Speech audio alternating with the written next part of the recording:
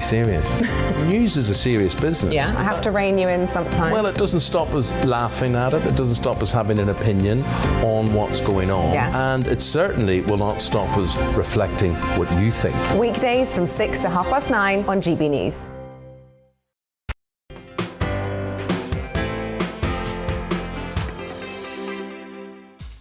Hello and welcome. This is GB News on TV, online and on digital radio. Welcome aboard. I'm Nana Akua. For the next 2 hours, me and my panel will be taking on some of those big topics that are hitting the headlines right now. This show is all about opinion. It's mine, it's theirs, and of course it's yours. We'll be debating, discussing, and at times we will disagree, but no one will be cancelled. So joining me today, it's political editor of the Sunday Mirror, Nigel Nelson, and also broadcaster Danny Kelly. Before we get started though, let's get your latest news headlines.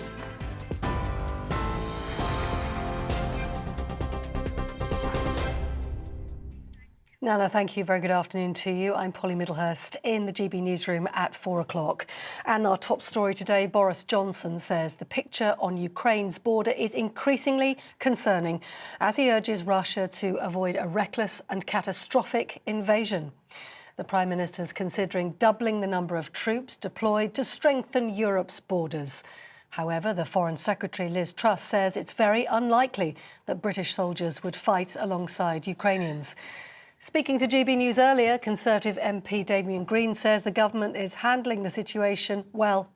This is, it seems to me, a pretty direct effect of the catastrophic way the West fled from Afghanistan. I think the British government is playing playing, you know, I don't want to call it a game, but playing the situation well. And yes, that Foreign Office legislation will be very welcome. One could argue we should have done this earlier. Damian Green. Well, the Prime Minister and the Chancellor insist a rise in national insurance planned for April is the right thing to do. That's despite opposition parties and some Conservative MPs saying it should be halted due to an increase to the cost of living.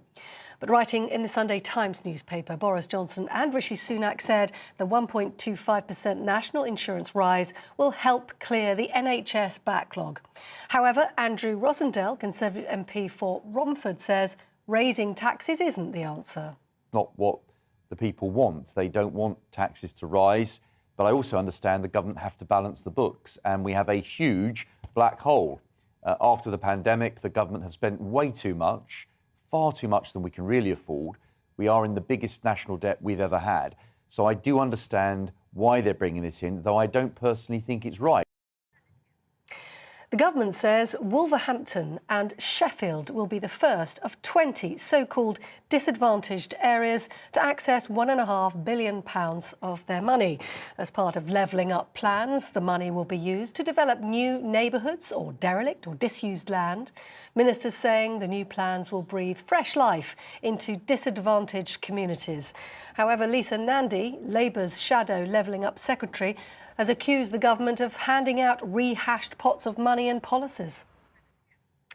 The COVID vaccination programme has been extended to around 500,000 vulnerable children in England. Kids aged 5 to 11 now, who are most at risk from the virus or live with someone who's immunosuppressed, can now get the jab. Wales has already extended its vaccine programme, while parents in Scotland and Northern Ireland are being encouraged to take up the offer for their children. Weather now, and Storm Corrie has hit the UK just 24 hours after 2 people were killed during Storm Malik. Amber weather warnings have been issued once again today as strong winds reach northwest Scotland, with winds of up to 90 miles an hour expected. The storm front is expected to move towards Glasgow by around 6 o'clock tonight and Newcastle by this evening. Yesterday, a 60-year-old woman in Aberdeen and a 9-year-old boy in Staffordshire lost their lives because of falling trees. Meanwhile, in the United States, a number of states have declared emergencies as blizzard conditions continue there too. Up to 60 centimetres of snow has fallen in parts of Boston and New York State, causing power outages and travel chaos. Thousands of flights have had to be cancelled this weekend, the majority coming out of New York, Boston and Philadelphia. New York Governor Kathy Hochul is warning the storm could be life-threatening. North Korea has carried out what appears to be its biggest missile test since 2017. It's understood the weapon was an intermediate-range missile which reached an altitude of 1,200 miles before landing in the Sea of Japan yesterday. The United States, Japan and South Korea have all condemned the launch, the 7th, this month. Here, relatives of the victims of Bloody Sunday have held a remembrance walk in Londonderry to mark its 50th anniversary. It's one of a number of events being held in the city. 13 people were killed when members of the British Army's Parachute Regiment opened fire on a civil rights march on the 30th of January 1972. Irish Premier Michael Martin said it was a privilege to talk with the families of those killed on Bloody Sunday. What I said to them was to thank them for their extremely dignified, persistent and courageous campaign to pursue universal principles of justice and truth and accountability. Michael Martin. Sport for you now, and Rafa Nadal has secured a historic 21st Grand Slam title after winning the Australian Open. He now holds the highest number of Grand Slams ever, beating his longtime rivals Novak Djokovic and Roger Federer by one title. He's described the gruelling 5-hour match in Melbourne against world number 2 Daniil Medvedev as one of the most emotional games of his career. Fantastic stuff. You're with GB News. We'll bring you more news as it happens. Right now, it's time for Nana Akua.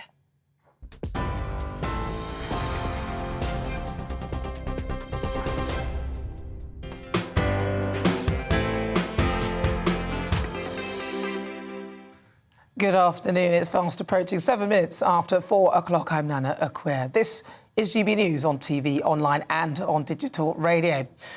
So today, as I drove in, I noticed the immediate impact of the changes to the highway code. For starters, every cyclist I passed appeared to be driving in the middle of the road, and there were a lot of them. It was very, very annoying.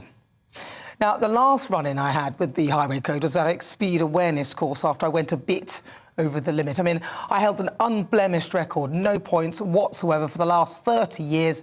Sadly, though, once I'd broken the spell, I couldn't stop myself from acquiring more and topping them up just in time for the previous ones to clear.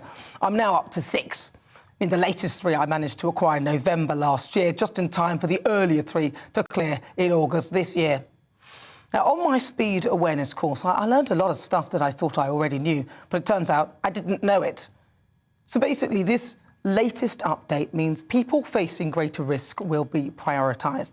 So here's the order: pedestrians, cyclists, and then, well, of course, it's motorists at the very bottom, and the bigger you are, well, the lower down you go. The motorist was always the last one anyway, but I'm pleased to see the shift in narrative for cyclists versus pedestrians. The latter do not own the road, and although these changes might make it look that way. So let me pick out my favourite 3 from the highway code, the new changes, or at least there are about 50 of them in total. At number 3, when opening car doors, drivers and passengers must use their hand on the opposite side. For example, their left hand to open the door on their right. It's called the Dutch reach and encourages people to turn their head and look over their shoulder before they open the door. I'll give it a go now and let me see. Reach my water. Yes, I think it's something like that. I can see how it works, although I could probably do it easier, just as easy and not even bother to look. Just reminding people that instead, why don't they just remind people to use their mirrors and their eyes, because I can still do the reach, as you see, but you notice I didn't even need to look over my shoulder. And the other thing is, some people might find it harder than others. Some who are more rotund might struggle. Let's, Danny, give it a go. Oh, yeah. I must pull. He's really hammed it up. Well, I mean, there's more of him to love. It's all good. So at number 2, drivers overtaking more vulnerable road users, i.e. cyclists, should leave at least 1.5 metres, that's about 5 feet, when travelling at speeds of up to 30 miles per hour. But if you're going faster, you should at least leave 2, especially when there's no pavement. So basically, putting you, the driver, completely on the other side of the road. I suppose that is fair enough. I think I probably leave about that much space in any case. But it also encourages cyclists to ride side by side, which is most annoying, because I read about one motorist who was trapped by a pack of them yesterday when this new thing came in. He was behind them for miles and they laughed and jeered at him. At number 1, my favourite on the ridiculous scale, crossing junctions. Motorists and cyclists should give way when pedestrians are crossing or waiting to cross a junction. So, if you're on foot and suddenly decide to step into the road, the motorist or cyclist must automatically work out that you're about to do this. Well, that's not going to work, is it? I mean, basically, you must now psychically predict whether someone is about to step into the road, or, as the AA President Edmund King pointed out, drivers are likely to get hit by another vehicle from behind if they stop on a busy road suddenly to allow someone to cross. Now, listen, I agree with some of these new changes. I mean, some of the others, though, in my eyes, must have been thought up by somebody who's never driven before, or maybe a cyclist. It could even be the same people that came up with the concept of smart motorways. I have every respect for all road users, including cyclists. I admire their nerve. But if there is to be more ownership of the road, then there needs to be more accountability. Cyclists could also pay a road levy, or at the very least pay insurance.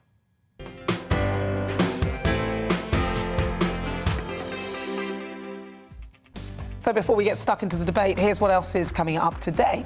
Each Sunday at 5 o'clock, I'm joined by a celebrity, a former MP, or someone who's had an extremely interesting career to take a look at life after the job. We talk highs, lows and lessons learned and what comes next on the outside. And today, what's it like living in care as a child? There's currently over 80,000 children in England who are being looked after by local authorities. I'll speak to bestseller author and campaigner Chris Wilde, who spent much of his childhood in the care system. The Great British Debate this hour, I'm asking, do you feel ripped off by the national insurance rise? Boris Johnson and Rishi Sunak have said that the national insurance rise from April must go ahead. Now, the Prime Minister says the rise, which applies to employees and employers, will clear the NHS backlog. So I'm asking, do you feel ripped off by this national insurance rise? And we'll get the latest from Ukraine, as the Foreign Secretary Liz Truss says it's very unlikely British soldiers would be deployed if Russia invades the country. Foreign Affairs analyst James Marlowe will join me before 5 this afternoon to discuss. Tell me what you think on what we're discussing. Email gbviews@gbnews.uk or tweet me at gbnews. Right, let's get started. Welcome again to my panel, political editor of the Sunday Mirror, Nigel Nelson, and broadcaster Danny Kelly. Hey, hello, welcome. Yeah. What did you think? The Dutch reach, was that amenable to you, Danny? I just think it's unnecessary. I've been driving for 30 years. I've never knocked a cyclist off. I probably know about 150 people. They've never told me they've knocked a cyclist off. I drove in London from Warwick today, and once I hit London, you're right, the cyclists seem to be taking more of the roads. Now, there may be fewer hospitalisations because of fewer road accidents, but there'll be more hospitalisations when a car driver gets out and thumps them, because... Well, we wouldn't advise that, obviously. No, of course, I'm not advising... There'll be more arrests as well. To go forward. Of course it's not. I'm not suggesting gratuitous violence is the way around this at all. No, not What at I'm all. You weren't suggesting that at all, were you? But living in the real world, you know, there's a lot of pent-up aggression and rage and entitlement and territorial ownership of the road nowadays, whether it's a cycle lane, whether it's a pavement, or whether it's a car. I just think it's unnecessary. I really do. And just unwanted, unnecessary, and it's going to cause problems. Well, there's going to be a sort of swagger about it now, isn't there? I'm in the road, you can't get out of my way. There's 5 of us, let's all go side by side. Right. London is really bad for this. Cyclists do seem to be terribly arrogant, have a sense of entitlement. The roads belong to them. That's the problem. As far as the highway code changes are, some of them seem to me quite sensible. Some of them are, yes. You've got things like that they're now specifying the kind of distances you should have rather than saying keep your distance. So if, for instance, that you're a horse rider, a lot of horse riders around my way, my wife is one, cars now must actually slow down to 10 mph, must give 2 metres as they go past. That's a good thing. The idea of cyclists cycling in the middle of the road, I can understand why it's a safety measure, because you can see them clearly. But the only way that's going to work is if they've got some respect for other road users and a bit of common sense. So if a car comes up behind, they do shift over towards the curb. No, that's not. But I think some will interpret it that I can be in the middle of the road, and that's that. And if anything happens to me, well, because I also feel that yes, I care for people. I don't want people to get injured. That's terrible. I don't cycle simply for the reason that I don't want to injure myself, because I can't see. I don't think it's a safe form of transport, not on the roads in this country.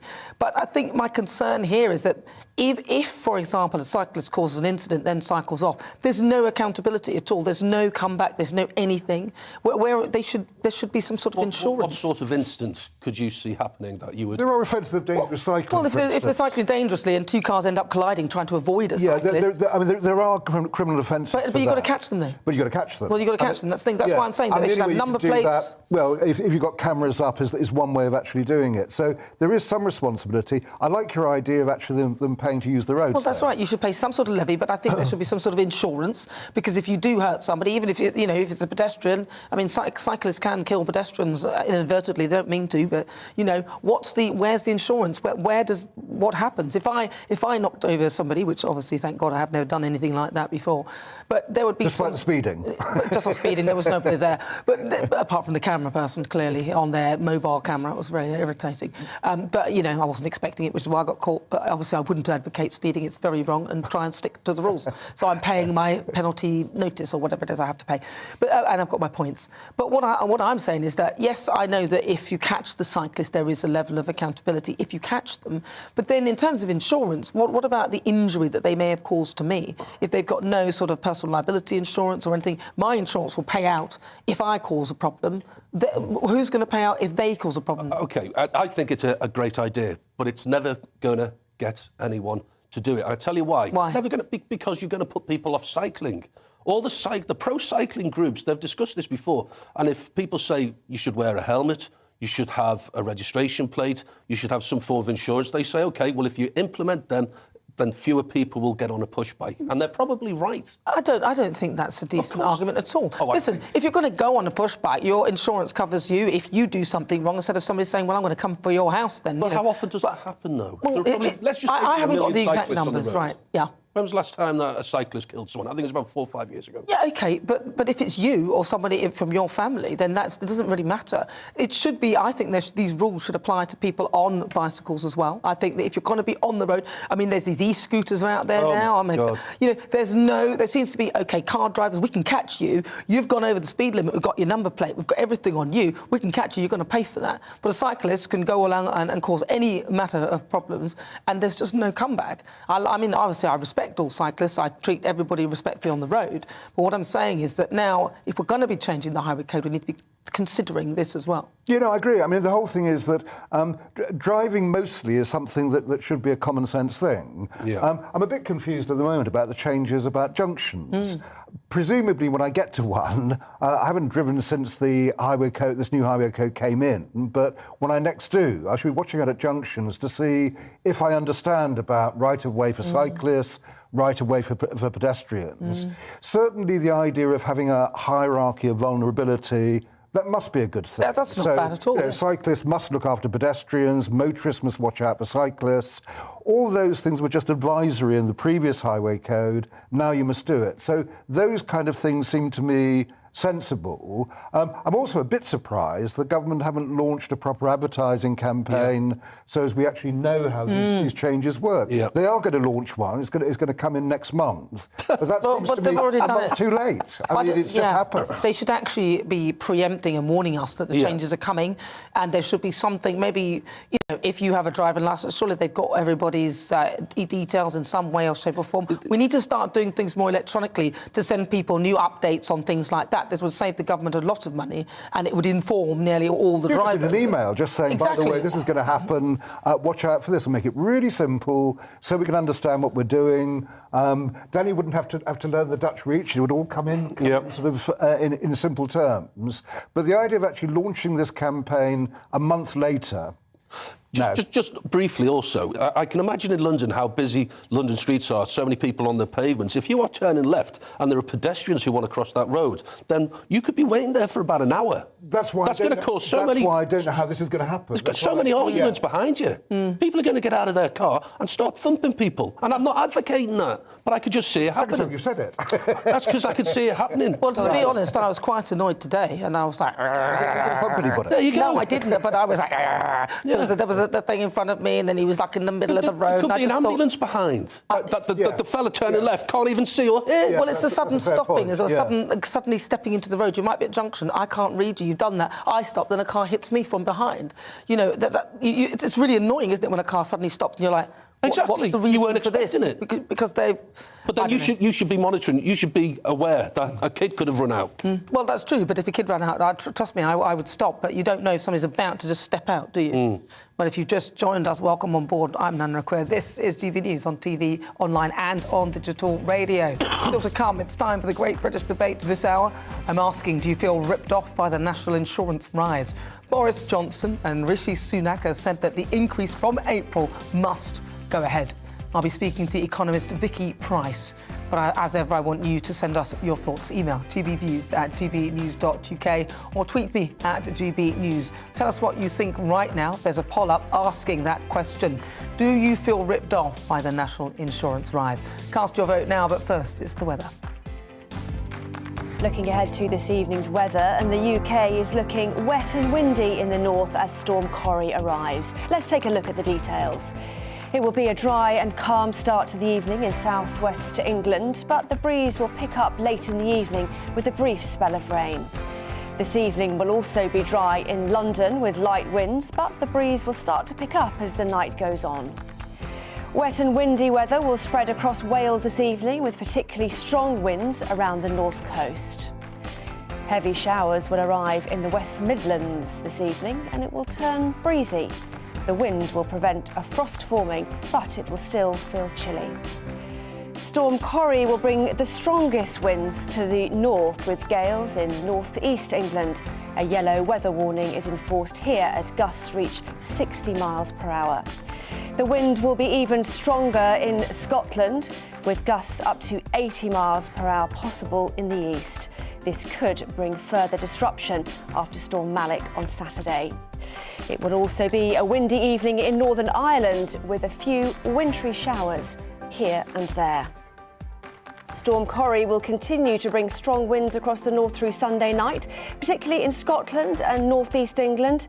And that is how the weather is shaping up overnight and into tomorrow morning.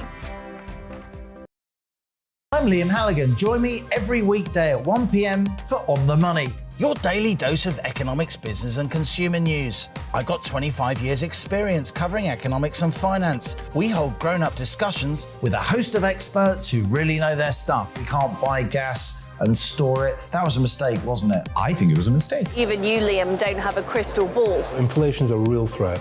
Every weekday at 1, you're On the Money.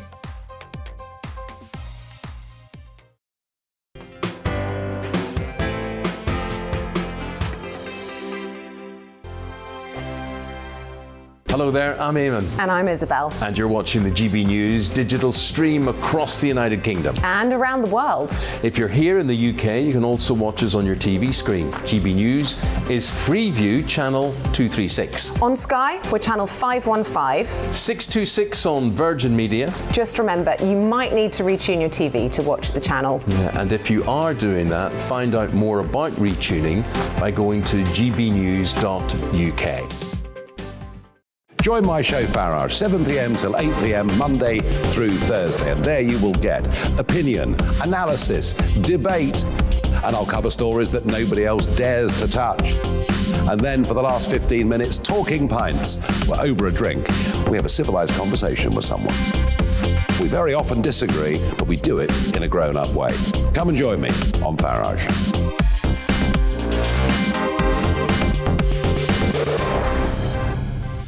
I'm Dan Wootton. Join me Monday to Thursday from 9 to 11 for the feistiest and most fun news debate on TV, where free speech reigns. I'll bring you a sharp take on the day's biggest stories, bombshell newsmaker interviews, and A-list guests.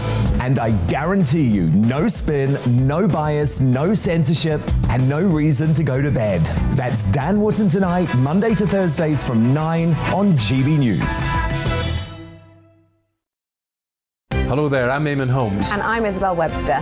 And we hope you can join us for Breakfast with Eamon. And Isabel. You make me laugh out loud, belly laugh. Is that important first thing in the morning? Yeah, absolutely. And there's me trying to be deadly serious. News is a serious business. Yeah, I have to rein you in sometimes. Well, it doesn't stop us laughing at it. It doesn't stop us having an opinion on what's going on. Yeah. And it certainly will not stop us reflecting what you think. Weekdays from 6 to 9:30 on GB News.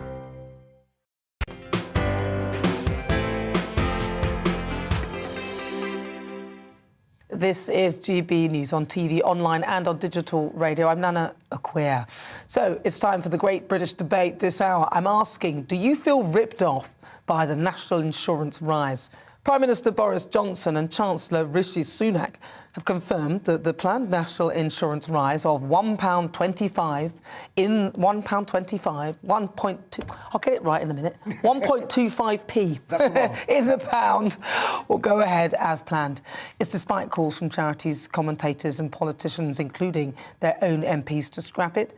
It's supposed to fund fixes to our care system and help pay for the NHS backlog. But is it really fair to put the burden on working people like you and I? And do you feel that perhaps we're being ripped off? Here to explain what the tax rise will mean for our personal finances is economist Vicky Price. Vicky, thank you for joining me. So let's start then. Can you explain where the money for national insurance actually goes? It goes in a fund which is supposed to be paying your state pension, things like maternity benefits, job seekers allowance, unemployment benefits, that sort of stuff. And a certain percentage also goes to the National Health Service, if there is enough money there. But of course, that fund, if it runs out of money because for some reason we had a bad year, then can get replenished, but you're not absolutely certain that that's going to be the case. And if it has too much money, it can, of course, recycle some of it to other causes. So you never really know exactly where it goes. And that's the reason, I think, why the government is now labelled the increase that's taking place as going directly. It's a levy for the National Health Service and, of course, for social care. And therefore, in theory anyway, if that works, is not meant to be used for anything else. OK, so this increase is supposed to go for the National Health Service to cover up the gap that we've created through COVID. What about social care? When are they planning to put some of that money towards that? A certain percentage of what they're going to be raising is meant to go to social care as well. So remember, this increase will raise something like an extra 12 billion a year. Originally, will go to help all the cases that haven't been looked at because of COVID taking over, if you like, in the National Health Service.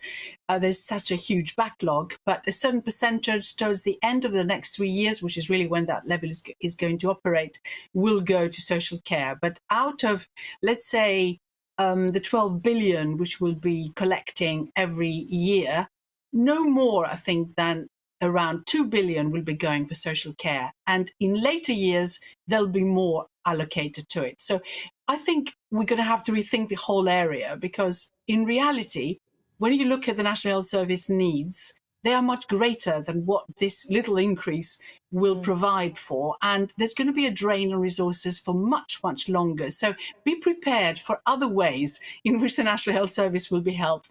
I know that the Chancellor would have liked and still would like to see a fall in income taxes happening towards the end of this Parliament, so just before the next election. He may not be able to do that because the National Health Service is going to drain more and more resources in the years to come. So, Vicky, what are the alternative ways then perhaps they could raise the money?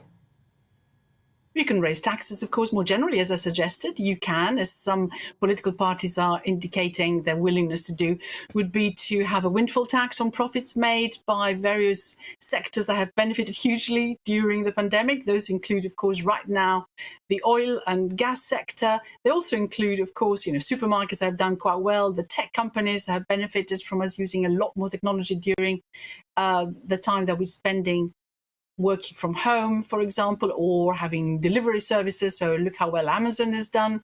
So all those areas could perhaps do with a bit of extra tax. Or you can just, go out and borrow more, or recycle some of the money that's coming in right now, because what is going on because of the higher growth that we're seeing in the economy is that in some parts of what the government collects, there have been quite substantial increases. So the government is borrowing less than it had expected to be borrowing right now. So some recycling can certainly be done without upsetting at all their wish to be seen as more prudent going forward. So very briefly, because we're running out of time, why should they come to us for this increase, this money, when there are so many other alternatives? It's a very good question. I think the main one is that it's the easiest way of doing it. The national insurance contributions raised quite a lot of money, about 147 billion in the last year. Now, of course, it's not just us, it's also the employer. You have to bear in mind that they are screaming too, because what it means is that the cost of employing anyone go up, in addition to all the other costs they have, and they may have to increase prices. So for the consumer and employee, it will be a double hit. They have to pay more tax and also pay higher prices. Seems like a lazy way of making money. Thank you very much, Vicky. Thank you so much for your thoughts. That's Vicky Price. She's an economist. Right, let's have a quick look at what you've been saying. Sam says, I think it's ridiculous. Higher earners should be the ones to pay. Tom says it's not that bad and the increase in tax isn't even that high. Stop moaning. Natasha says the burden should be taken by the broadest shoulders, not the working classes. The cost of living is already extremely high. Right, keep your thoughts coming. If you've just joined me, I'm Nana Akua. This is GB News on TV, online and on digital radio. After the break, we'll continue the Great British Debate, and I'm asking, do you feel ripped off by the national insurance rise? You'll hear the thoughts of my panel, broadcaster Danny Kelly and political editor of the Sunday Mirror, Nigel Nelson. But first, let's get an update with your latest news headlines.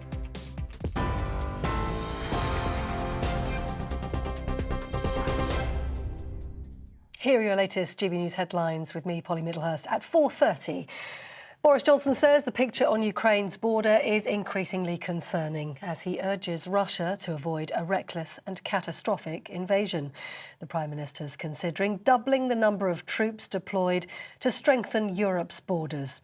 However, the Foreign Secretary, Liz Truss, says it's very unlikely that British soldiers would fight alongside Ukrainians.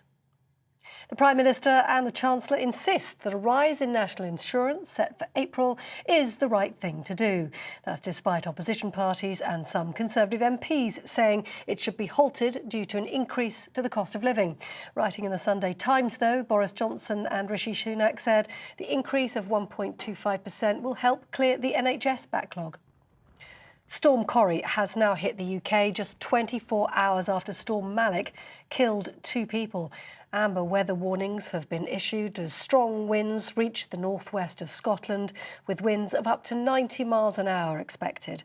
The storm front will move towards Glasgow by 6 p.m. and Newcastle by this evening. Yesterday, a 60-year-old woman in Aberdeen and a 9-year-old boy in Staffordshire lost their lives when they were hit by falling trees. And relatives of the victims of Bloody Sunday in Northern Ireland have held a remembrance walk to mark its 50th anniversary. It's one of a number of events being held in Londonderry. On the 30th of January 1972, 13 people were killed when members of the British Army's Parachute Regiment opened fire on a civil rights march. In sport, Rafael Nadal has secured a historic 21st Grand Slam title victory after winning the Australian Open. He now holds the highest number of Grand Slams ever, beating his long-term rivals Novak Djokovic and Roger Federer by 1 title. He played a gruelling 5-hour match in Melbourne against world number 2 Daniil Medvedev and called it one of the most emotional games of his career. Congratulations to him. On TV, online and on your radio via DAB+, you're with GB News. And we'll have more from Nana Akua after the break.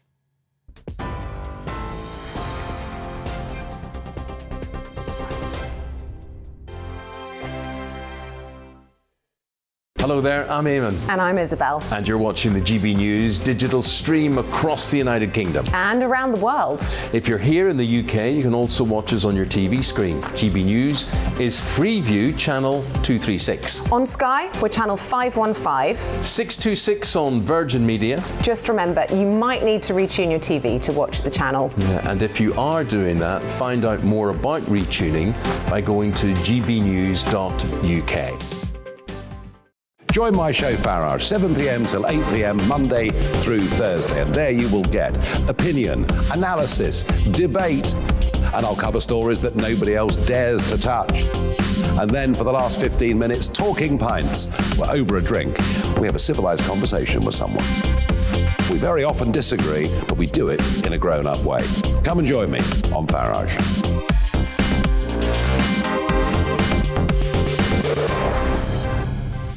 I'm Dan Wootton. Join me Monday to Thursday from 9 to 11 for the feistiest and most fun news debate on TV, where free speech reigns. I'll bring you a sharp take on the day's biggest stories, bombshell newsmaker interviews, and A-list guests. And I guarantee you, no spin, no bias, no censorship, and no reason to go to bed. That's Dan Wootton tonight, Monday to Thursdays from 9 on GB News. Hello there, I'm Eamon Holmes. And I'm Isabel Webster. And we hope you can join us for Breakfast with Eamon and Isabel. You make me laugh out loud, belly laugh. Is that important first thing in the morning? Yeah, absolutely. And there's me trying to be deadly serious. News is a serious business. Yeah, I have to rein you in sometimes. Well, it doesn't stop us laughing at it. It doesn't stop us having an opinion on what's going on. Yeah. And it certainly will not stop us reflecting what you think. Weekdays from 6 to 9:30 on GB News.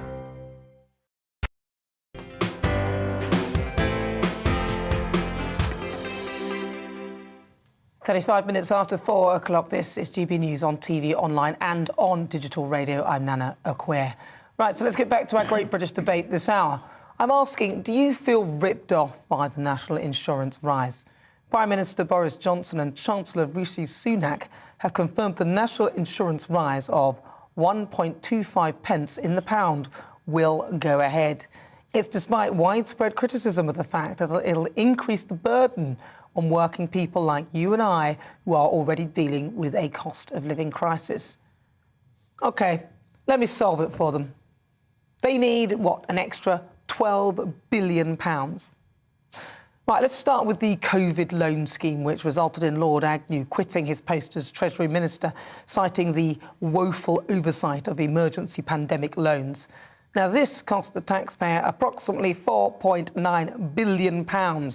They basically wrote off the fraudulent bounce-back loans, even though thousands of the companies who received them were not even trading when COVID struck.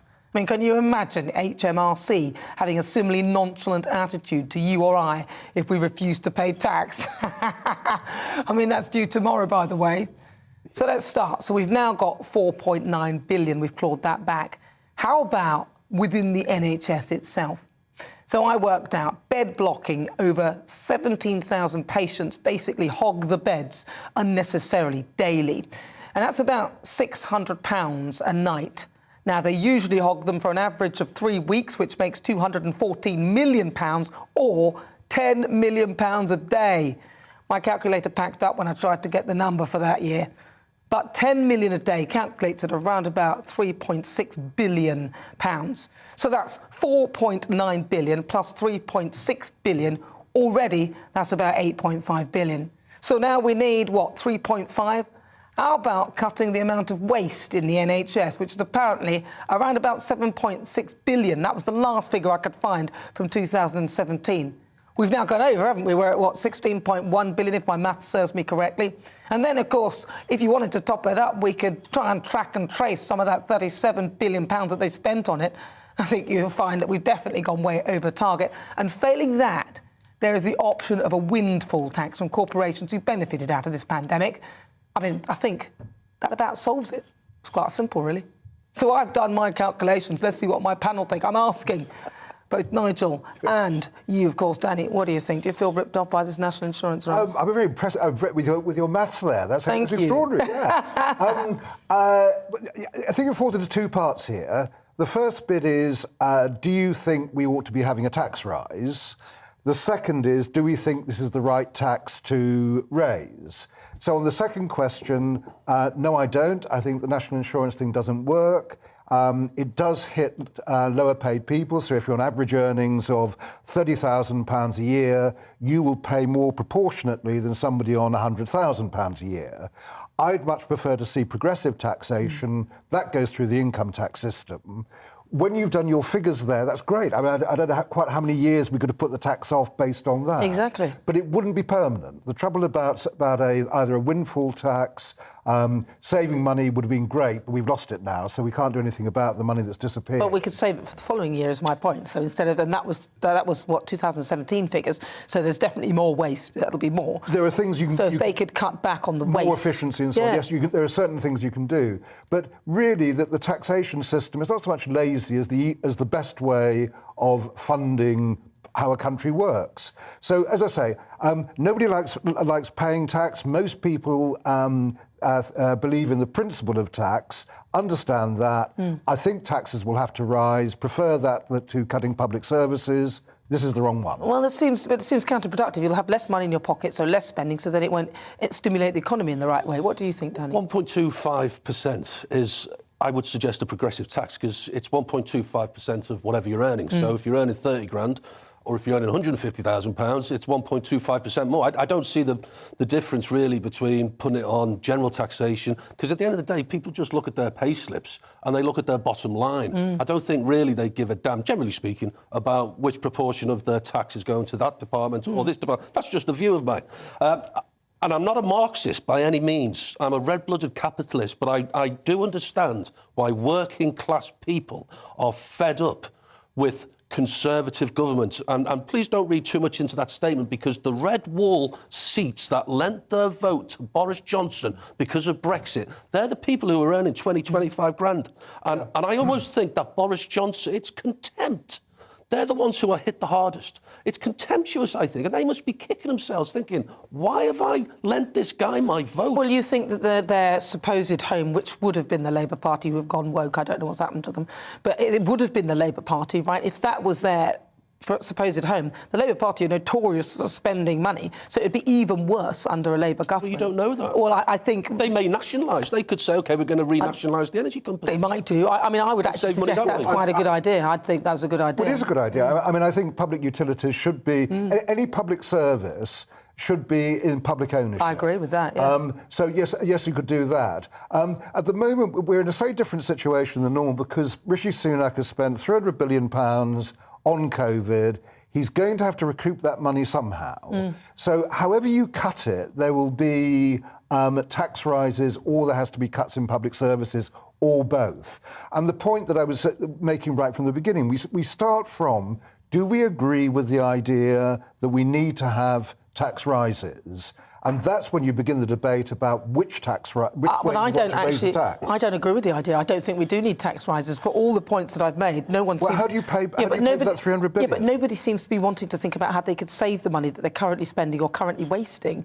I don't think that the general public should be paying for that. I think that you should go for those big corporations who benefited through COVID. I don't see why there doesn't seem to be any. There doesn't seem to be any appetite to chase them. Well, we should be taking that. We should be taking that, because we, the consumer, had to deal with that. We were forced to stay in our homes, so we could only order things in. These companies benefited specifically from a government policy that meant that they had an advantage from other companies. So they're the ones who should be first of all, number one. Number two, the very thing that is asking for this money is wasting money like a sieve. If you give them that $12 billion, I reckon about a quarter of it will be wasted. There'll be a portion of that they waste. So we must start looking at more efficiencies within that service as well. The furlough system should have been heavily caveated, in my view, that it's basically a loan.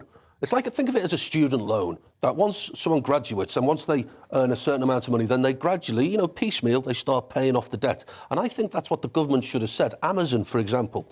Listen to this, because, again, maybe I'm turning into a Marxist.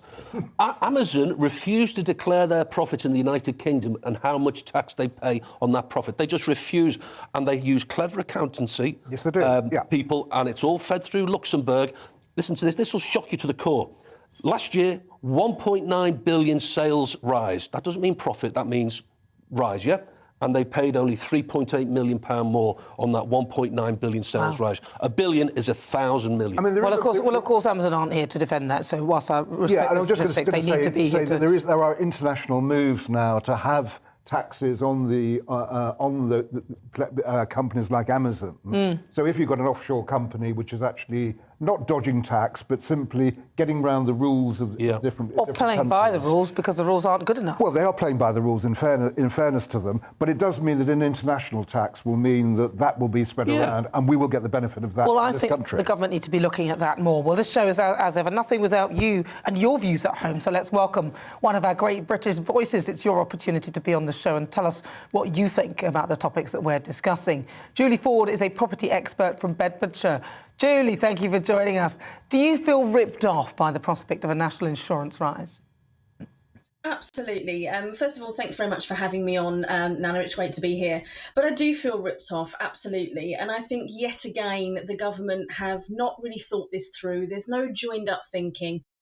And there's certainly no understanding of the knock-on effect to the lower income families, which is going to obviously affect more. I mean, any other business that would be looking to recoup costs or trying to save on a loss somewhere would look internally first of all, and they'd be looking at how they can streamline their business and what they can cut costs internally.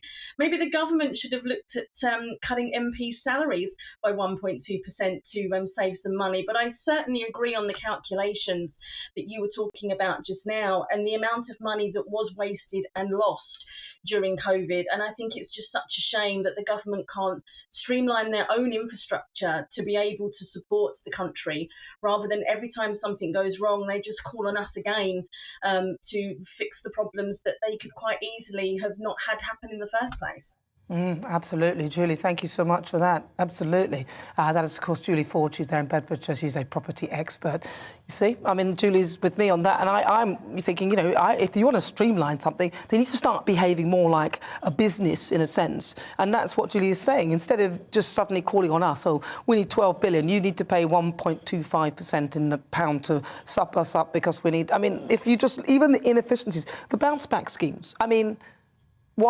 they lost a load of money. They're not even bothering to claim it back. No, I agree with you. I mean, that government waste is appalling. Nowhere more, actually, than the Ministry of Defence, who seem to sort of buy missiles that then don't fit warheads and stuff like that. But having said that, it's still not the long-term answer. You still have to look at taxation for that. So if you're going to fund the National Health Service, if you're going to fund social care, it must come out of taxation to give them some certainty through to the future. So in a sense, they're two separate things. There's the government being inefficient, losing money hand over fist. Yes, that sort of thing should be stopped.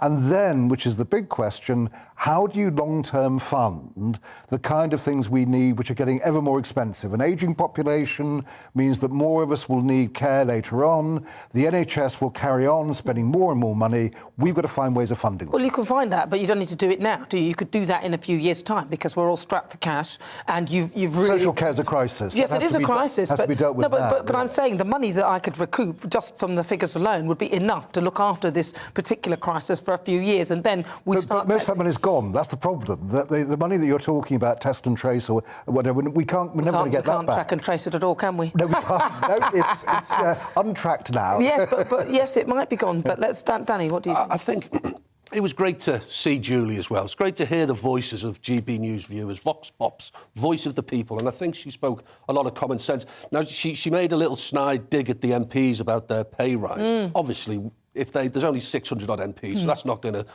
be a drop in the ocean as far as the collective amount is concerned. But I think what she was subtly, or not too subtly, saying is that, do they deserve a pay rise? And I personally think they do, but are they going to give themselves one? Bearing in mind the public mood about rising heat and energy prices, about a 1.25% increase on your national insurance, people who are skint, people who are having to choose between heating and eating, and all of a sudden you have this public perception, which is often wrong, but the public perceive that they're on enough money already. And are they going to give themselves... I think they do deserve a pay rise.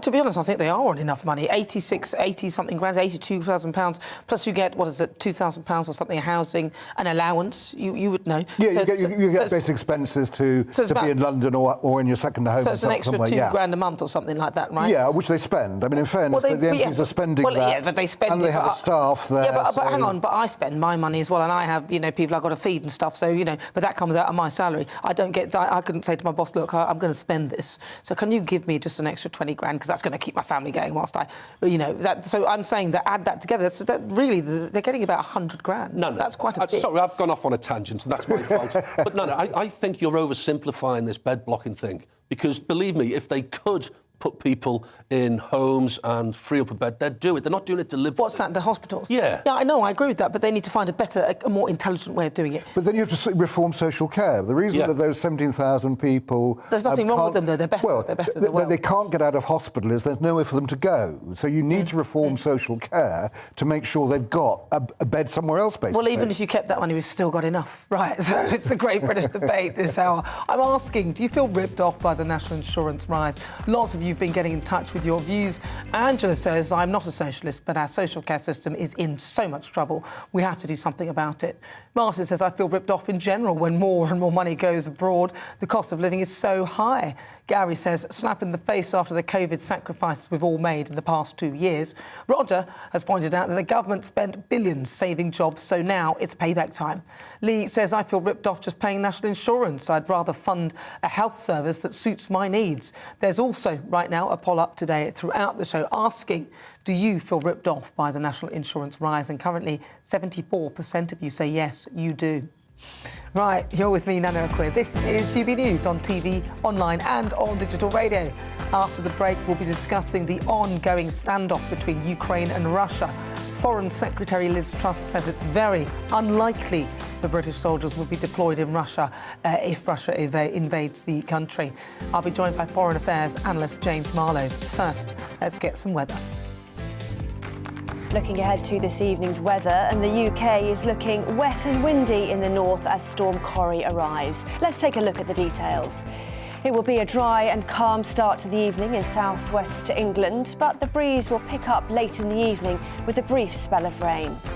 This evening will also be dry in London with light winds, but the breeze will start to pick up as the night goes on. Wet and windy weather will spread across Wales this evening with particularly strong winds around the north coast. Heavy showers will arrive in the West Midlands this evening and it will turn breezy. The wind will prevent a frost forming, but it will still feel chilly. Storm Corrie will bring the strongest winds to the north with gales in northeast England. A yellow weather warning is enforced here as gusts reach 60 miles per hour. The wind will be even stronger in Scotland, with gusts up to 80 miles per hour possible in the east. This could bring further disruption after Storm Malik on Saturday. It will also be a windy evening in Northern Ireland, with a few wintry showers here and there. Storm Corrie will continue to bring strong winds across the north through Sunday night, particularly in Scotland and northeast England. And that is how the weather is shaping up overnight and into tomorrow morning.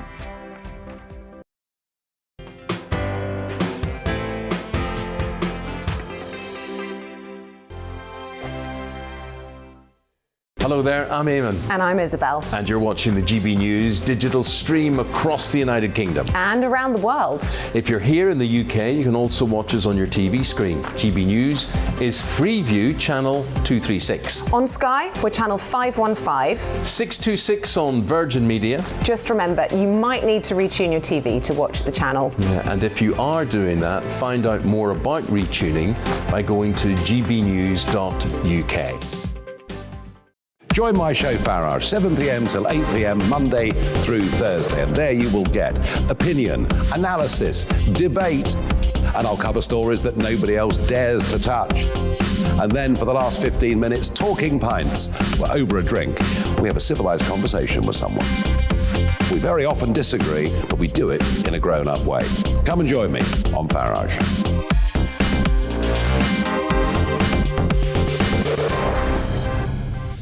I'm Dan Wootton. Join me Monday to Thursday from 9 to 11 for the feistiest and most fun news debate on TV, where free speech reigns. I'll bring you a sharp take on the day's biggest stories, bombshell newsmaker interviews, and A-list guests. And I guarantee you, no spin, no bias, no censorship, and no reason to go to bed. That's Dan Wootton Tonight, Monday to Thursdays from 9 on GB News. Hello there, I'm Eamon Holmes. And I'm Isabel Webster. And we hope you can join us for Breakfast with Eamon. And Isabel. You make me laugh out loud, belly laugh. Is that important first thing in the morning? Yeah, absolutely. And there's me trying to be deadly serious. News is a serious business. Yeah, I have to rein you in sometimes. Well, it doesn't stop us laughing at it. It doesn't stop us having an opinion on what's going on. Yeah. And it certainly will not stop us reflecting what you think. Weekdays from 6 to 9:30 on GB News.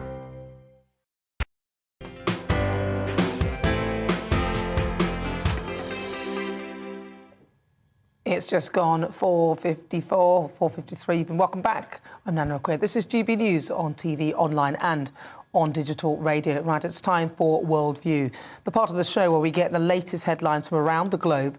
And today, of course, the focus is on the continued tensions between Russia and the Ukraine. Russia has placed about 100,000 troops, tanks, artillery and missiles near Ukraine's border, but denies it plans to invade.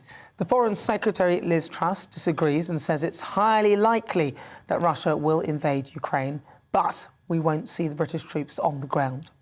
What we are doing is we're training up Ukrainian soldiers. So we've trained up 20,000 troops in Ukraine. We've supplied anti-tank missiles, defensive weapons. We're giving support to the Ukrainian Navy. We're giving support to the Ukrainian energy sector to help them become more energy independent. So we really are giving every possible support we can to Ukraine. So I'm joined now by Foreign Affairs analyst James Marlowe. James, thank you for joining me. So what's the latest?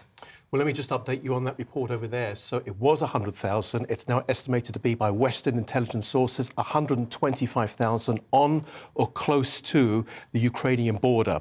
Now, last night we heard from Downing Street that the possibility of Boris Johnson doubling British troops to bolster NATO and other Western troops in Eastern Europe. So let's look at this. In Estonia, we have around 800 British troops, so they could be doubled. We've also got other British troops which are part of the NATO in Eastern Europe.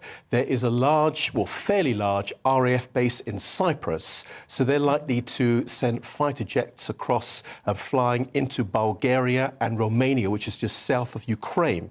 Now, if you look at, I don't know if we've got a map, but if you look towards the north of Ukraine, then you'll see that Belarus is over there. Belarus is a country run by Alexander Lukashenko, who believes that he won the election. Of course, all the independent verifiers thinks that he actually cheated, but he managed to put down very strongly by strong force and killing a lot of people, demonstrations on the streets. Russian troops have since gone in there. They are training on the Belarus-Russian border.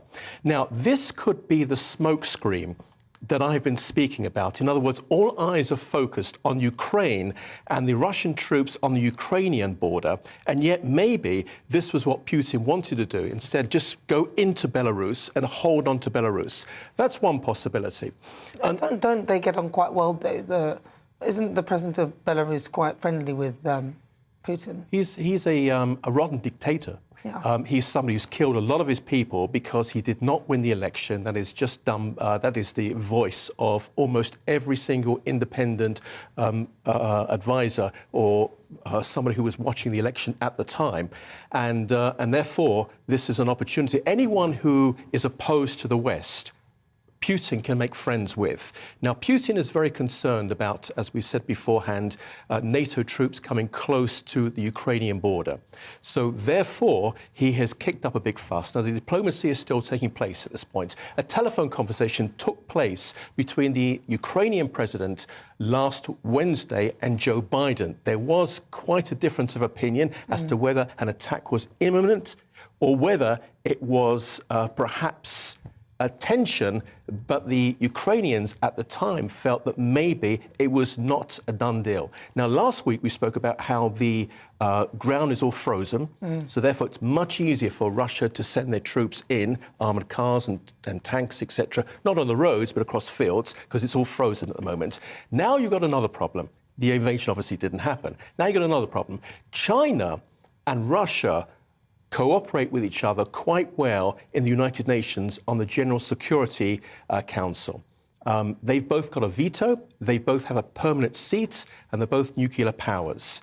China has probably asked Putin, whatever you do, don't do it at the moment because you'll take the attention away from us in China. China are running the Olympics. The Olympics finish on February the 20th. So perhaps something will happen after February the 20th, if indeed the Russian troops are looking to make an incursion and strengthen the Russian insurgency in the south and in the southeast of the country. Interesting. But what about, and very briefly, because we're running out of time on this, but I heard that actually in Ukraine, the president was actually saying that in the West are actually overhamming this, and you know what we are doing is actually slightly inciting it by sort of getting excited about it in a way. Right. So this was what apparently took place on the telephone conversation last Wednesday between President Biden. The American intelligence says that the attack is imminent, which the Americans and the West believe. President Zelensky, of the Ukrainian president, said that he disagrees with that. Now, naturally, he has a fear of the Ukrainian... The Ukrainian people are quite scared at the moment as to what to do, and they're stocking up on supplies. So he's trying to calm down the situation. We have to remember that diplomacy is still taking place. And as I said, because of the Olympics, nothing is likely to happen. But again, nobody knows what's in Putin's mind, and perhaps it's also been suggested, he doesn't quite know what he's going to do, but he could actually... He's already got a bit of success at this point, just to end with, because he's actually shown very successfully a split within the EU, Germany and France very quiet, Britain and America obviously being quite bold in going against Putin at this point. Wow, fascinating. Thank you very much, James Marlowe. He's our foreign affairs analyst. Right, this is GB News. I'm Nana Akua. Welcome on board. Loads still to come in the next hour.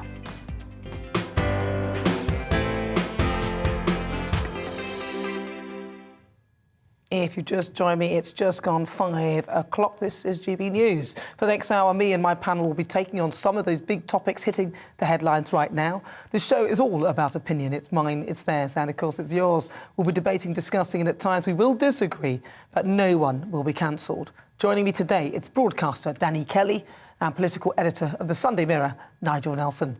Before we get started, let's get your latest news headlines.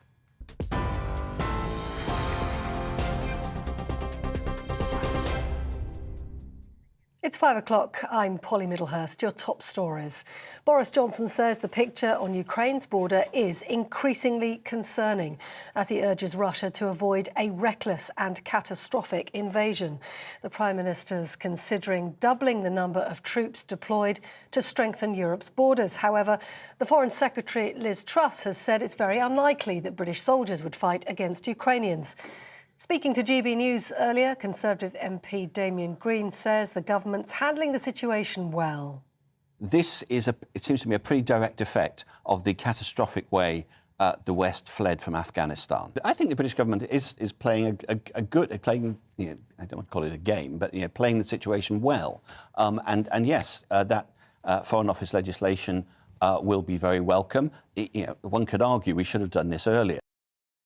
Damien Green. Well, the Prime Minister and the Chancellor insist that here a rise in national insurance set for April is the right thing to do. That's despite opposition parties and some Conservative MPs saying it should be halted due to an increase in the cost of living. Writing in the Sunday Times newspaper, Boris Johnson and Rishi Sunak said the 1.25% national insurance rise will help clear the NHS backlog. Tory MP Andrew Rossendale says raising taxes isn't the answer. Not what the people want. They don't want taxes to rise, but I also understand the government have to balance the books, and we have a huge black hole.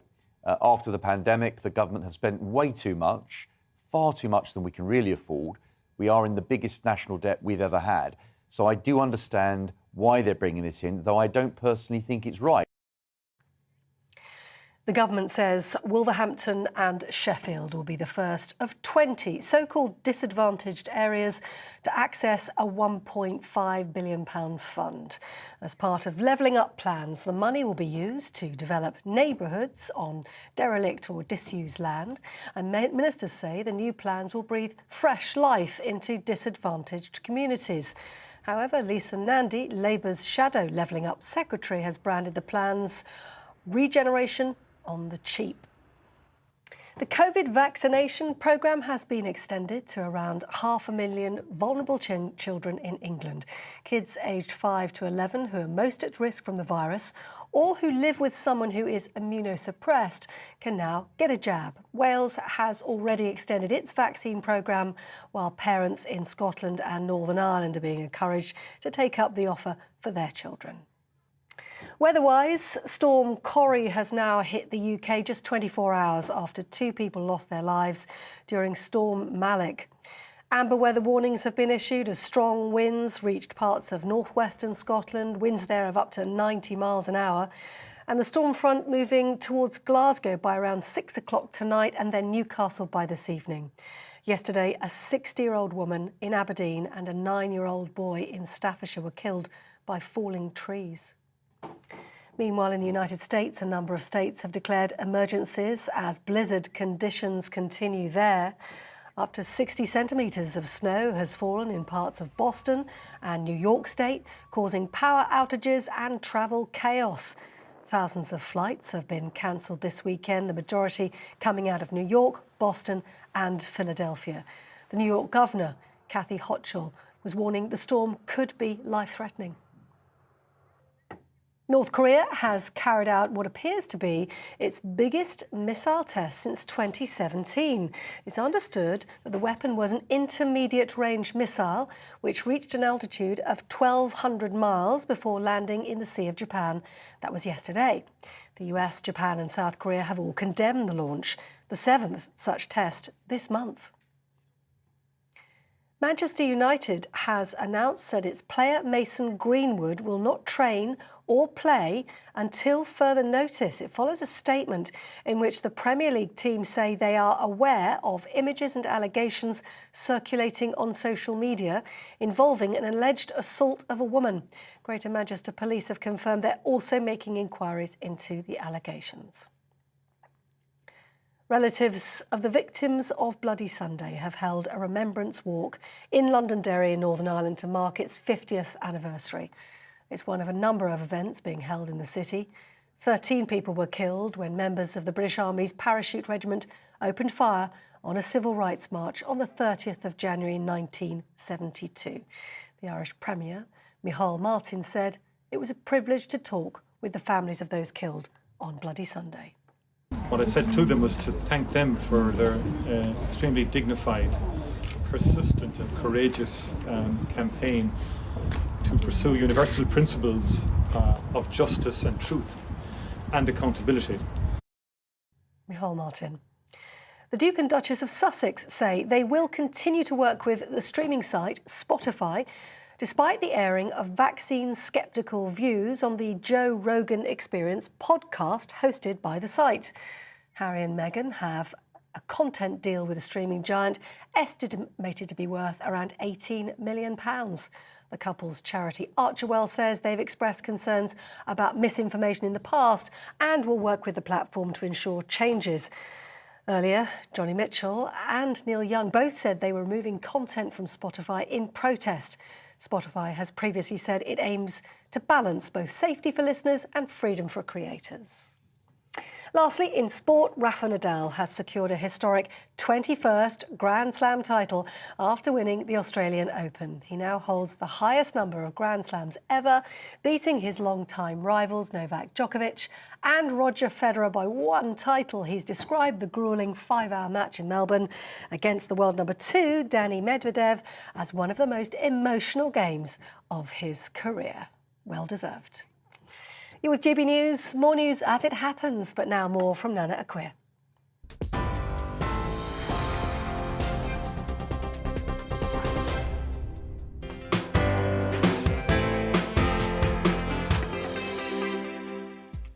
7 minutes after 5 o'clock. This is GB News on TV and on digital radio. Still to come, each Sunday at 5 o'clock, I'm joined by a celebrity, a former MP, or someone who's had an extremely interesting career to take a look at life after the job.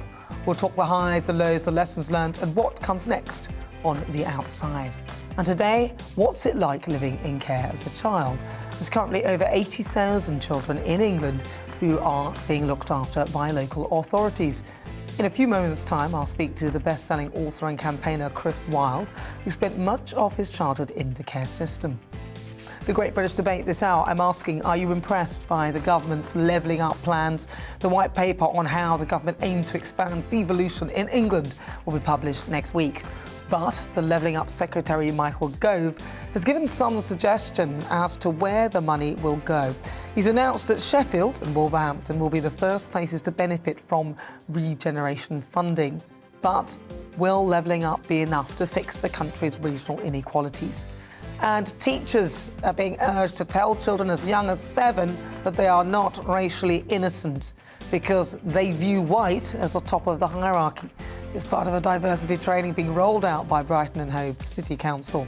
But should children as young as 7 be taught lessons on race? We'll be discussing that after 5:30. Right, I want to know your thoughts as ever on what we're discussing. Email gbviews@gbnews.uk or why not tweet me at gbnews. Right, so there are currently 80,000 children in England who are being looked after by local authorities because, of course, it's time for Outside. We'll be discussing children in care, in foster care, will make up the highest proportion of around about 70%. But according to the Department of Education, the number of children being adopted has actually dropped by 18% in the last year.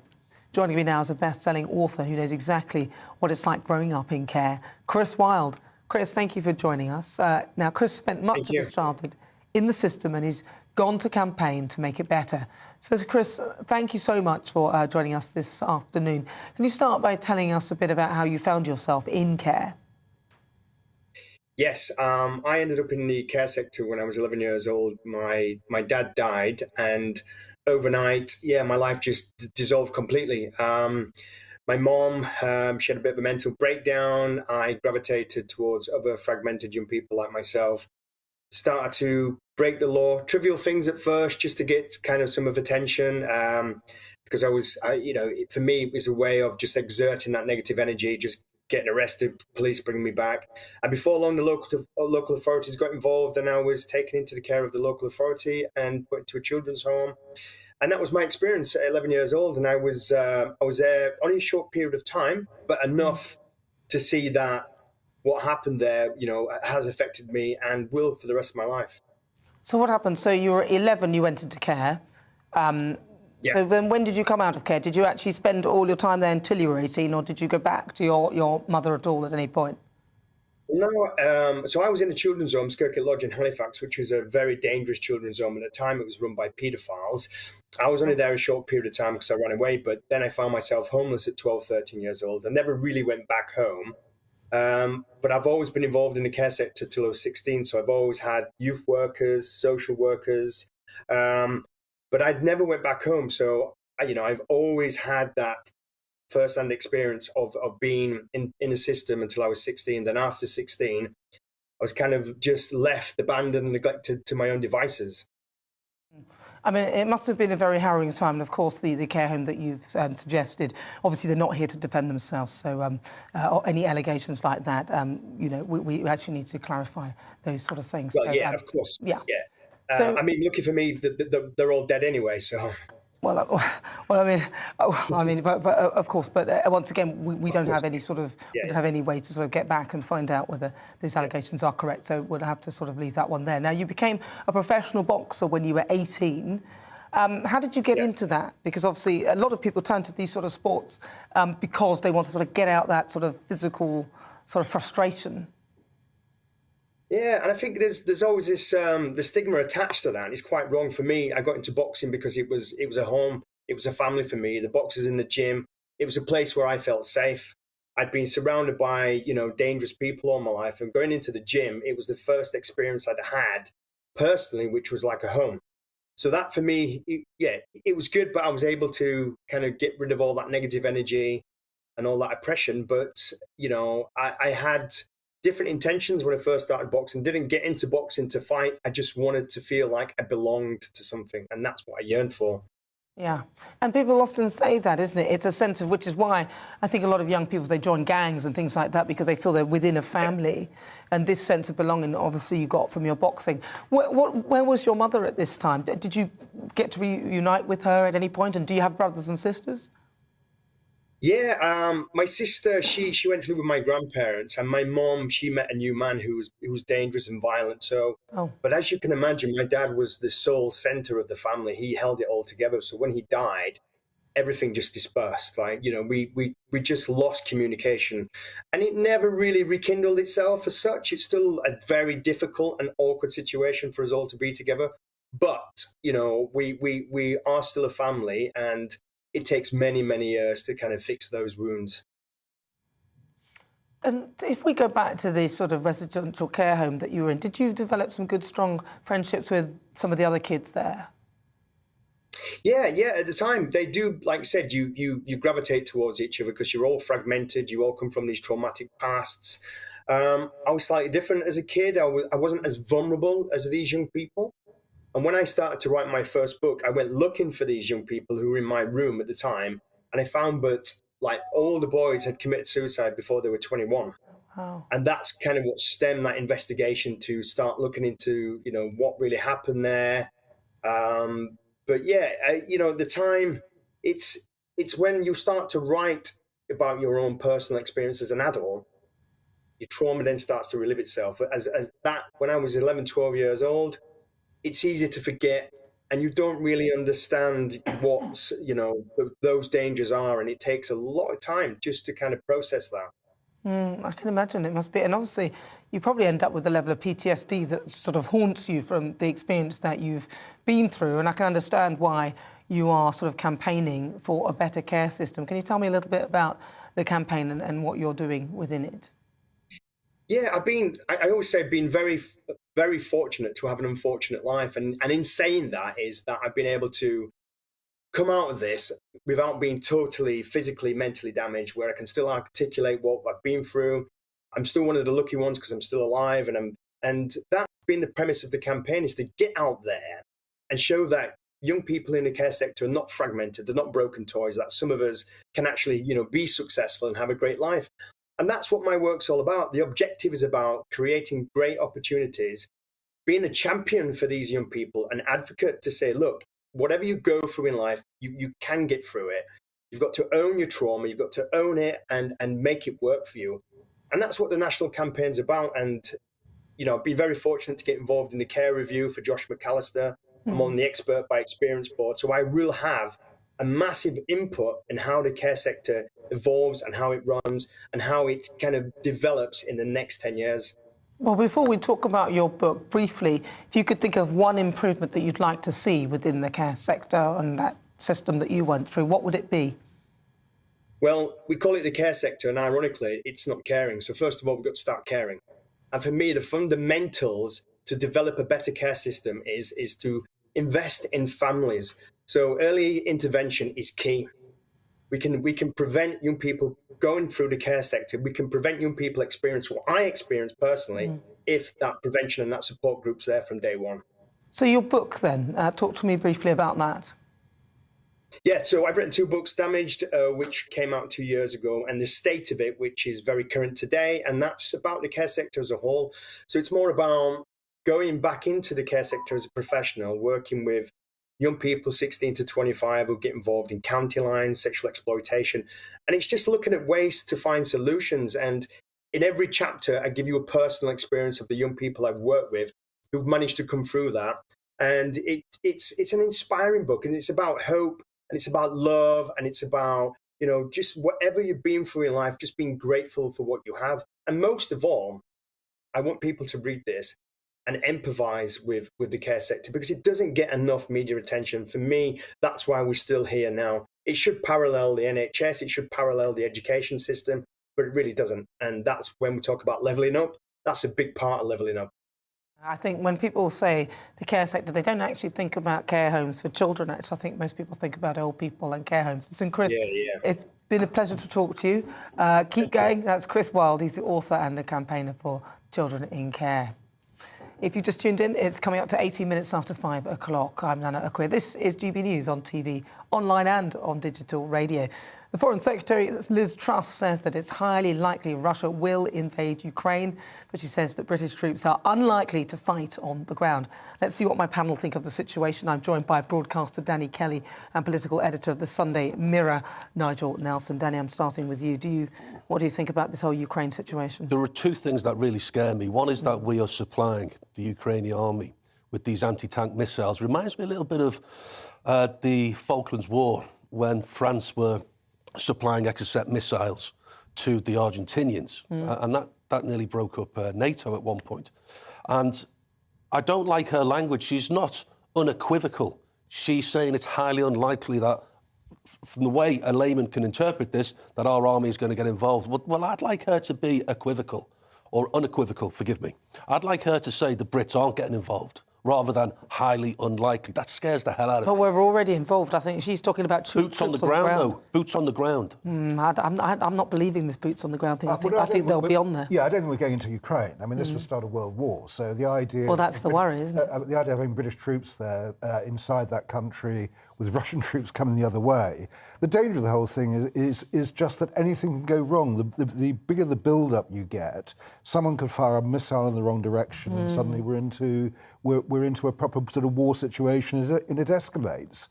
I do think we have to watch the language, that one of the things that we should be thinking about is how others see us. So we see, for instance, NATO as being a defensive shield. The Russian people may well see, as NATO encroaches closer and closer to Russian borders as more countries join the alliance, they may see us as aggressors. So I think we have to also, in the diplomacy, be aware of what is going on. I think you've been rather generous there, because I don't think the Russian people are that mindful about any sort of encroachment. I think it's this Putin, who is ex-KGB. Oh, yeah, he's a thug. Yeah, he's a thug, ex-KGB, who wants to, again, this is from only my own personal interpretation of what I'm being told by experts, who wants to try and remake the Soviet Union. He does. His ambition is the Soviet Empire. Well, when I said that, or somebody laughed at me saying he wouldn't, why would he want to do that? But that seems to be where he's going with it. I mean, that's exactly what he's doing. Yeah, that is exactly what he's doing. You're right, he's an old KGB hood. Yeah. He comes from the whole Soviet background. And part of all this is, with Ukraine, he's trying to stop Ukraine joining NATO. You've got countries like Bulgaria and Romania, which he wants to get out of NATO, plus any of the other states nearby. So, yes, he would like to see the old Soviet empire back again under his control. Yeah, I went to Russia when it was the USSR. You know what, the worrying thing is, I think is what you said at the beginning, somebody could do something by accident, because if you looked at the friendly fire in some of those wars, actually causes more harm than anything else. And the worry is that if that does escalate, we could find ourselves making big mistakes against each other. Look what happened in the First World War. I mean, a minor terrorist incident in Eastern Europe, within 36 days, the world was at war. Well, okay, that's my worry. A British anti-tank missile taking out a load of Russian tanks, that's as good as us being on the ground. Well, it's semantics, really, because ultimately, if you're involved, if we're supplying them. Right, well, still to come. After the break, it's the Great British Debate this hour. I'm asking, are you impressed by the government's initial levelling up plans? Sheffield and Wolverhampton will be the first places to benefit from regeneration funding, with Walsall also receiving a chunk of money. I'll be speaking to the leader of the Walsall Council to find out if it's enough to truly level up the county. Let me know your thoughts as well. Get in touch via Twitter at GBNews or email gbviews@gbnews.uk. Let's catch up with the weather. Looking ahead to this evening's weather, and the UK is looking wet and windy in the north as Storm Corrie arrives. Let's take a look at the details. It will be a dry and calm start to the evening in southwest England, but the breeze will pick up late in the evening with a brief spell of rain. This evening will also be dry in London with light winds, but the breeze will start to pick up as the night goes on. Wet and windy weather will spread across Wales this evening, with particularly strong winds around the north coast. Heavy showers will arrive in the West Midlands this evening, and it will turn breezy.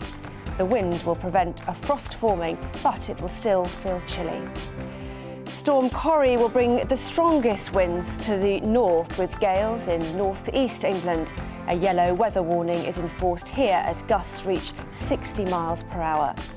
The wind will be even stronger in Scotland, with gusts up to 80 miles per hour possible in the east. This could bring further disruption after Storm Malik on Saturday. It will also be a windy evening in Northern Ireland, with a few wintry showers here and there. Storm Corrie will continue to bring strong winds across the north through Sunday night, particularly in Scotland and northeast England. And that is how the weather is shaping up overnight and into tomorrow morning. Hello there, I'm Eamon Holmes. And I'm Isabel Webster. And we hope you can join us for Breakfast with Eamon. And Isabel. You make me laugh out loud, belly laugh. Is that important first thing in the morning? Yeah, absolutely. And there's me trying to be deadly serious. News is a serious business. Yeah, I have to rein you in sometimes. Well, it doesn't stop us laughing at it. It doesn't stop us having an opinion on what's going on. Yeah. And it certainly will not stop us reflecting what you think. Weekdays from 6 to 9:30 on GB News.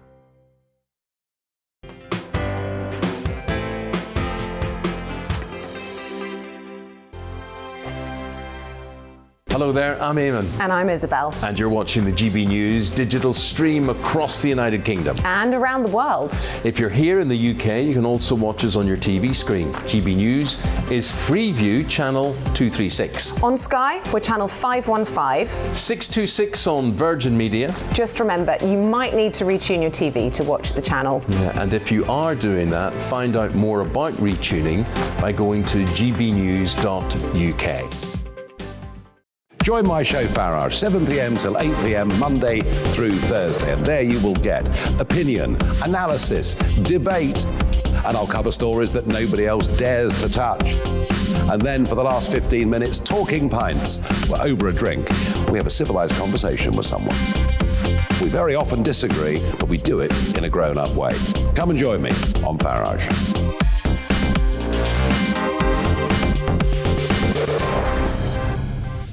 I'm Dan Wootton. Join me Monday to Thursday from 9 to 11 for the feistiest and most fun news debate on TV, where free speech reigns. I'll bring you a sharp take on the day's biggest stories, bombshell newsmaker interviews, and A-list guests.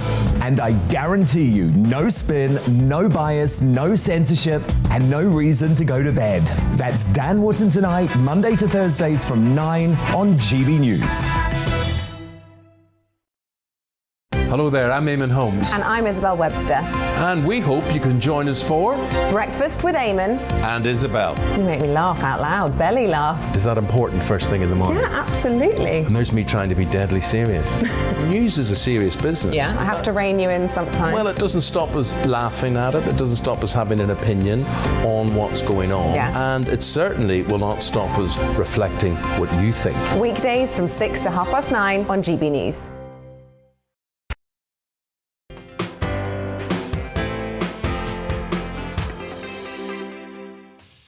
This is GB News. I'm Nana Akua. Welcome. If you just tuned in, where have you been? Well, I'm glad you're here now. It's coming up to 26 minutes after 5, and it's time for our Great British debate this hour. I'm asking, are you impressed by the government's levelling up plans? Now, the idea of upgrading infrastructure in Britain's regions was front and centre of last autumn's Tory party conference. But several months later, we're starting to get a bit more information as to what exactly levelling up might actually mean. The white paper on how the government aimed to expand devolution in England will be published next week. But the Levelling Up Secretary Michael Gove has given some suggestion as to where the money will go, announcing Sheffield and Wolverhampton will be the first places to benefit from regeneration funding. Now, as part of the plans for Wolverhampton's neighbouring Walsall, they'll also receive millions of pounds. Mike Bird is the Conservative leader of Walsall Council. Now, Mike, thank you for joining us. You must be very pleased about the extra cash for the council. How much are they going to give you? Well, the initial observations appears to be £50 million between Walsall and Wolverhampton, and obviously, whilst one would argue there's always room for manoeuvre and more money, it's a start, and I think we've got to use that money wisely. Wisely? So what are you thinking? What are you going to start with? What are you going to spend it on? I think that's a matter of looking at the projects that we've got. The Walsall to Wolverhampton corridor is well rehearsed between the two local authorities. and some of the concentration of regeneration will be in the Willenhall area, which borders Wolverhampton. And as a result, we've been desperate to try and get something done there, both from employment land and also from residential. Oh, wow. So what you're talking about here is that money could be used for build houses and stuff like that, and doing all these sort of infrastructure projects that perhaps the county really desperately needs. So what do you make of this? Oh, absolutely. Yeah. So do you think then, does that keep your vote? I mean, those, lots of places lent Boris the vote. Do you feel that it was a good loan and you're happy with it? Certainly from my point of view, I've got a lot of time for Boris, despite what people keep saying about blooming cake.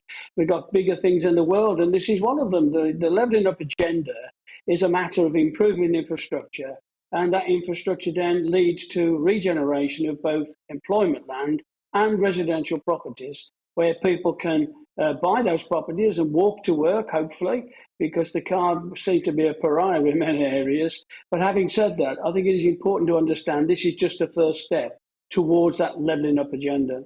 Now, do you think then, because you talked about Boris briefly there, and I know that the talk is, Boris and a lot of people won't be happy because of the cake and the parties and so forth. But do you think that this is enough, this levelling up agenda, which they actually, to be fair to him, had well before any COVID came along? That was part of the deal. Do you think that's going to be enough to save him? Because somebody who takes on the mantra of the Conservative Party might not go in the same direction.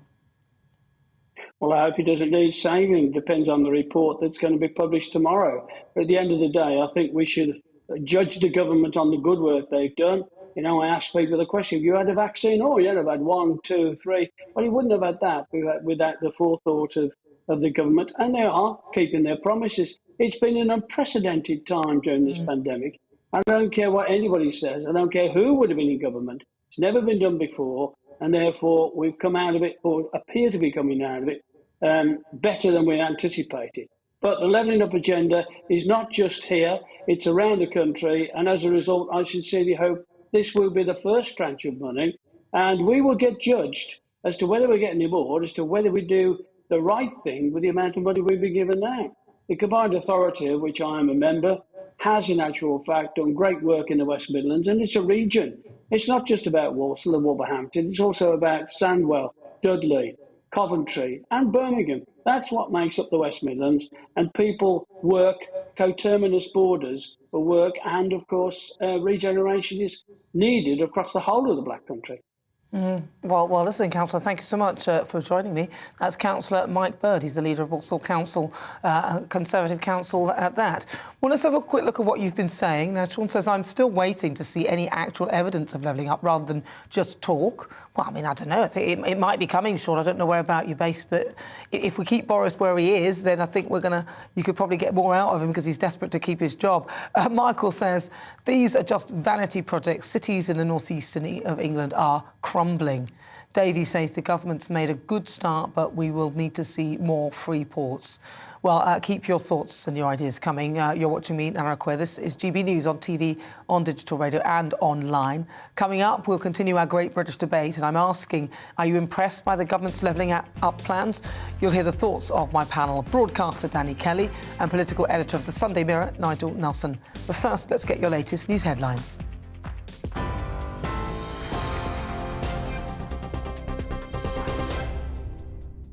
Nana, thank you. Just after 5:30, I'm Polly Middlehurst in the GB newsroom. And our top story, Boris Johnson says the picture on Ukraine's border is increasingly concerning as he urges Russia to avoid a reckless and catastrophic invasion. The Prime Minister's considering doubling the number of troops deployed to strengthen Europe's borders. However, the Foreign Secretary Liz Truss says it's very unlikely that British soldiers will fight alongside Ukrainians. The Prime Minister and the Chancellor insist a rise in national insurance set for April is the right thing to do. That's despite opposition parties and even some Conservative MPs saying it should be halted due to an increase in the cost of living. Writing in the Sunday Times, Boris Johnson and Rishi Sunak both said the increase of 1.25% will help clear the NHS backlog. Storm Corrie has now hit the UK just 24 hours after Storm Malik claimed the lives of 2 people. Amber weather warnings have been issued as strong winds reached northwestern Scotland. Winds of up to 90 miles an hour are expected, with the storm front moving towards Glasgow and Newcastle by this evening. Yesterday, a 60-year-old woman and a 9-year-old boy lost their lives when they were hit by falling trees. And Rafael Nadal has secured a historic 21st Grand Slam title after winning the Australian Open. He now holds the highest number of Grand Slams ever, beating his longtime rivals Novak Djokovic and Roger Federer by 1 title. He played a gruelling 5-hour match in Melbourne against the world number 2, Daniil Medvedev, and called it one of the most emotional games of his career. On TV, online and on your radio via DAB+, you with GB News. And after the break, more from Nana Akua.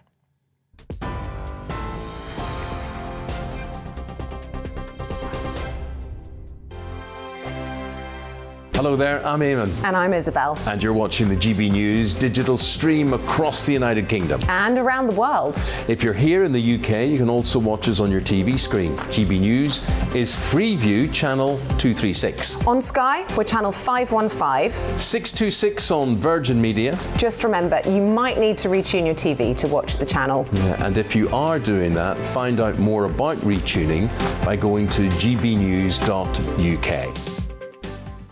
Join my show Farage, 7 p.m. till 8 p.m. Monday through Thursday, and there you will get opinion, analysis, debate, and I'll cover stories that nobody else dares to touch. And then for the last 15 minutes, talking pints. We're over a drink. We have a civilised conversation with someone. We very often disagree, but we do it in a grown-up way. Come and join me on Farage.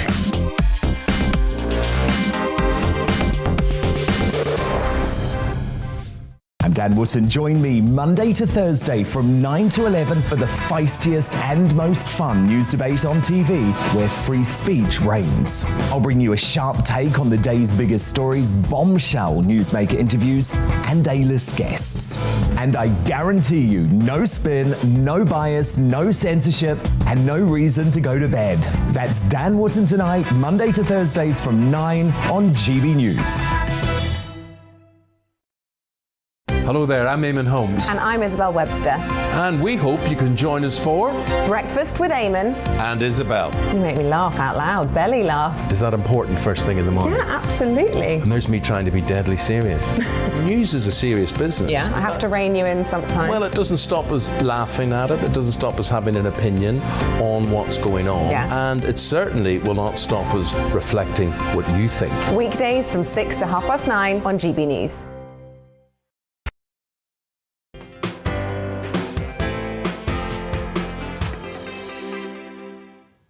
Coming up to 36 minutes after 5 o'clock, right? This is GB News on TV, online and on digital radio.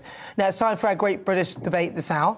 And I'm asking, are you impressed with the government's levelling up plans?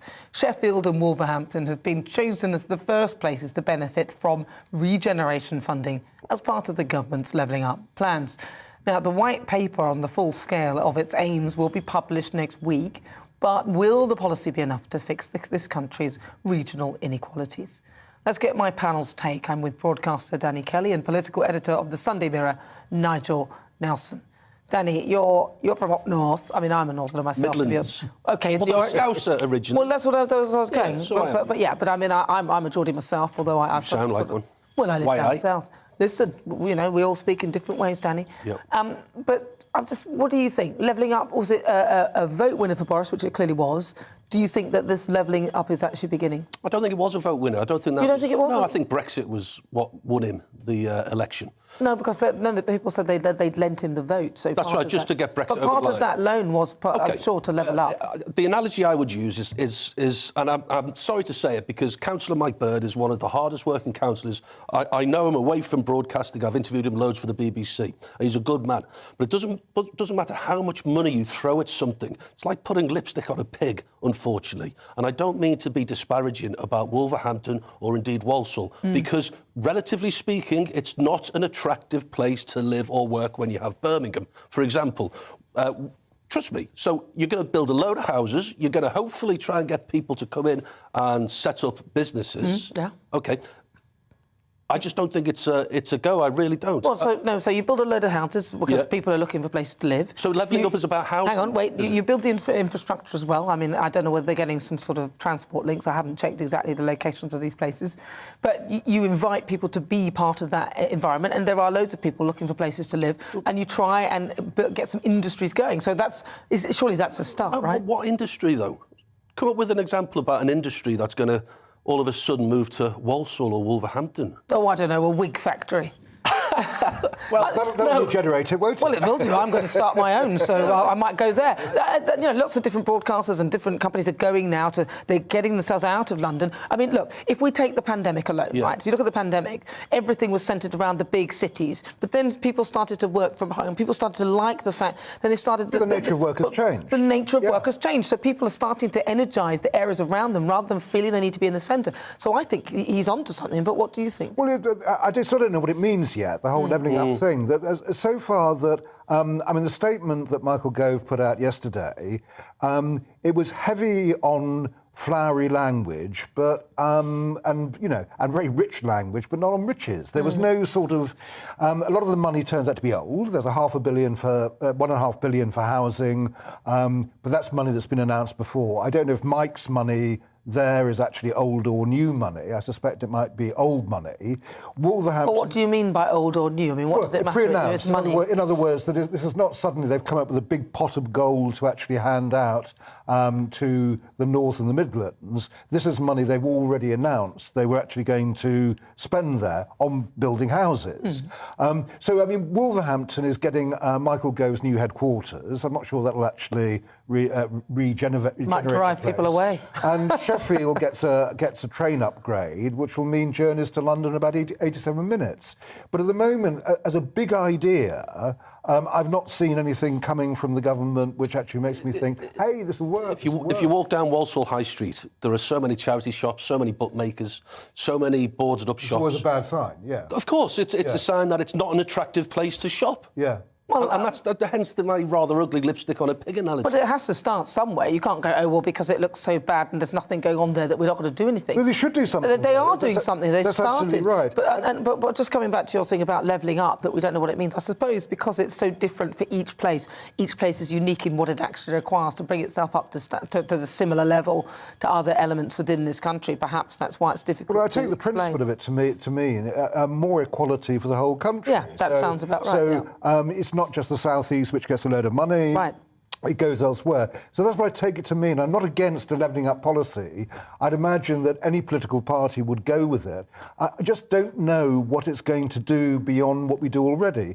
There was a house building programme already there. You build more houses and then call it levelling up. No, that seems to be playing with words, not actually doing something properly. Well, Mr Bird seemed quite happy. He seemed to be tweeting away. He did indeed. That's why I'd like to know if his area's got that 50 million as new money, but also his area's lost 50 million since the Tories came in 2010. So, so they have levelled up then, haven't they? They're back to zero now. Well, as ever, the show's nothing without you and your views. Let's welcome one of our great British voices. Now, this is your opportunity to be on the show and tell us your thoughts on the topics that we're discussing. Simon Kelsey is a B&B owner from Hull. Simon, thank you for joining us. It's great to have you on board. What do you make of the government's current levelling up plans? Well, thanks for having me on, Nana. I was very excited when you first invited me on this morning and told me that we're talking about levelling up. I thought, oh, there must be something new that I've missed. So I quickly Googled what's been going on, and nothing's been going on. I mean, this levelling up agenda was part of their election campaign. So 3 years later, they're now saying they're doing something about it. Well, that sounds to me like they're just preparing for the next general election. And 1.5 billion between, 20 key marginals, that is not going to be a lot of money. I mean, one of your commentators there was saying that what is the point of spending money in poor areas, lipstick on a pig and all that. Well, Hull has got industry. We've got new industry. We've got thriving industry. We've got the petrochemicals. We've got renewables. What we need is massive infrastructure. We need a new road going across Hull over the Humber, and it will cost £5 billion. That's for one infrastructure project. But of course, what that would do in Hull is improve the transport links to those viable industries, bring people in, and create a great big lagoon, which will then have its own economic benefits. That's £5 billion for one project, and they're talking about 1.5 billion for maybe 20 key marginals for the next election. So I think what it is electioneering. I don't think it means anything. Well, I mean, you're not going to get the bridge, I can tell you. It definitely means that. Simon, thank you so much for joining us. That's Simon Kelsey. He's a great British voice and a B&B owner. Yeah, he's kind of with you on the lipstick and a pig in a sense, saying that the money is not really enough, is it? But it's something, it's a start, right? It is, but as that gentleman said, and another great opinionator as well, what he said was very valid. Hull already has established infrastructure for businesses. He said a petrochemical plant. You go to Walsall, it doesn't have that. So what we're suggesting is that if you throw a few million quid, or 50 million, as Councillor Bird said, are you going to get someone to build a petrochemical plant in Walsall? Or are you going to get someone to build, you said, a wig factory, which me and that guy would probably appreciate? Well, we would all appreciate it, actually, apart from you, Nigel. Nigel's got a good head there, but there's just 3 out of 4 already, so I'm definitely onto it. So I'm not convinced. Listen, I'm a business owner away from broadcasting, and I'm not convinced that I would set up a business in Walsall. I'm very sorry.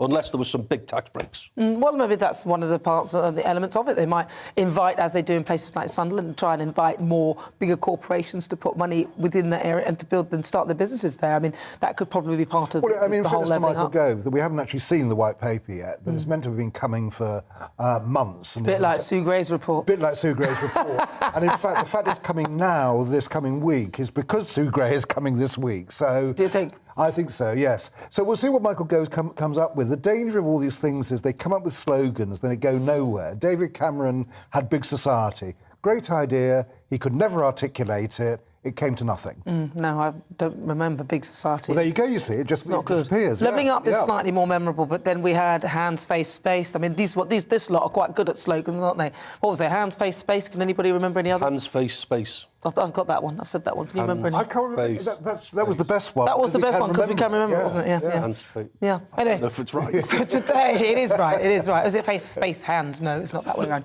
So today we're asking, are you impressed by the government's Levelling Up plans? And lots of you have been getting in touch with your views. Lawrence says it doesn't matter. There are no other electoral alternatives to the Conservatives. This is pointless. Najma says, I think it's good they haven't had much of a chance to start the process because of the pandemic. I was going to point that out, actually. It'll be good to see what can be done. David says there's barely any actual plans. It's just a vote winner and a bribe for the working class people to vote Tory. Well, why don't you ask the Labour Party what they're up to, because they've not mentioned that either. Luke says no one buys this. Levelling down would be a more appropriate name. Interesting stuff. We'll keep your thoughts coming at GB News. Let's move on to this story now. It's something that I was listening to earlier and thought, wow, what a story. Teachers are being told to tell children as young as 7 that they're not racially innocent. It's part of a diversity training being offered by Brighton and Hove City Council, and it sparked outrage, of course, from some parents, with one starting a petition to have the training scrapped. It's currently got around about 4,000 signatures. Now, the council says that all teachers require the training that will inform specific racial literacy-focused lessons for pupils, but they aren't mandatory. So should children as young as 7 be taught lessons on race? Let's speak to Kunle Olalude. Did I get that right? Second time, maybe? You're the second time around. Now, you're the director of Voice for Change England. It's a charity working towards a stronger and inclusive civil society. Kunle, do you think that Brighton and Hove Council is going about this the right way? I think it's laudable that people want to end discrimination, in particular racial discrimination. But I don't agree with the approach that's being taken here at all. I think that we seem to be going through one of those periods where race has become a feature of every aspect of British social life. The aftermath of the George Floyd affair is that it's heightened people's awareness of these issues. But sometimes I would say it's gone too far in a direction which is not just undermining of racial integration, but actually potentially can be divisive. I think that if you're a 7-year-old child and interested in issues of race, as some kids do, they tend to have a natural curiosity and wonder about things. I can remember, for example, when my daughter was around about 7 years old and was talking about a friend who was mixed race, a father that was black, a mother that was white. And when we referred to the child as black, she said, well, why can't they be white?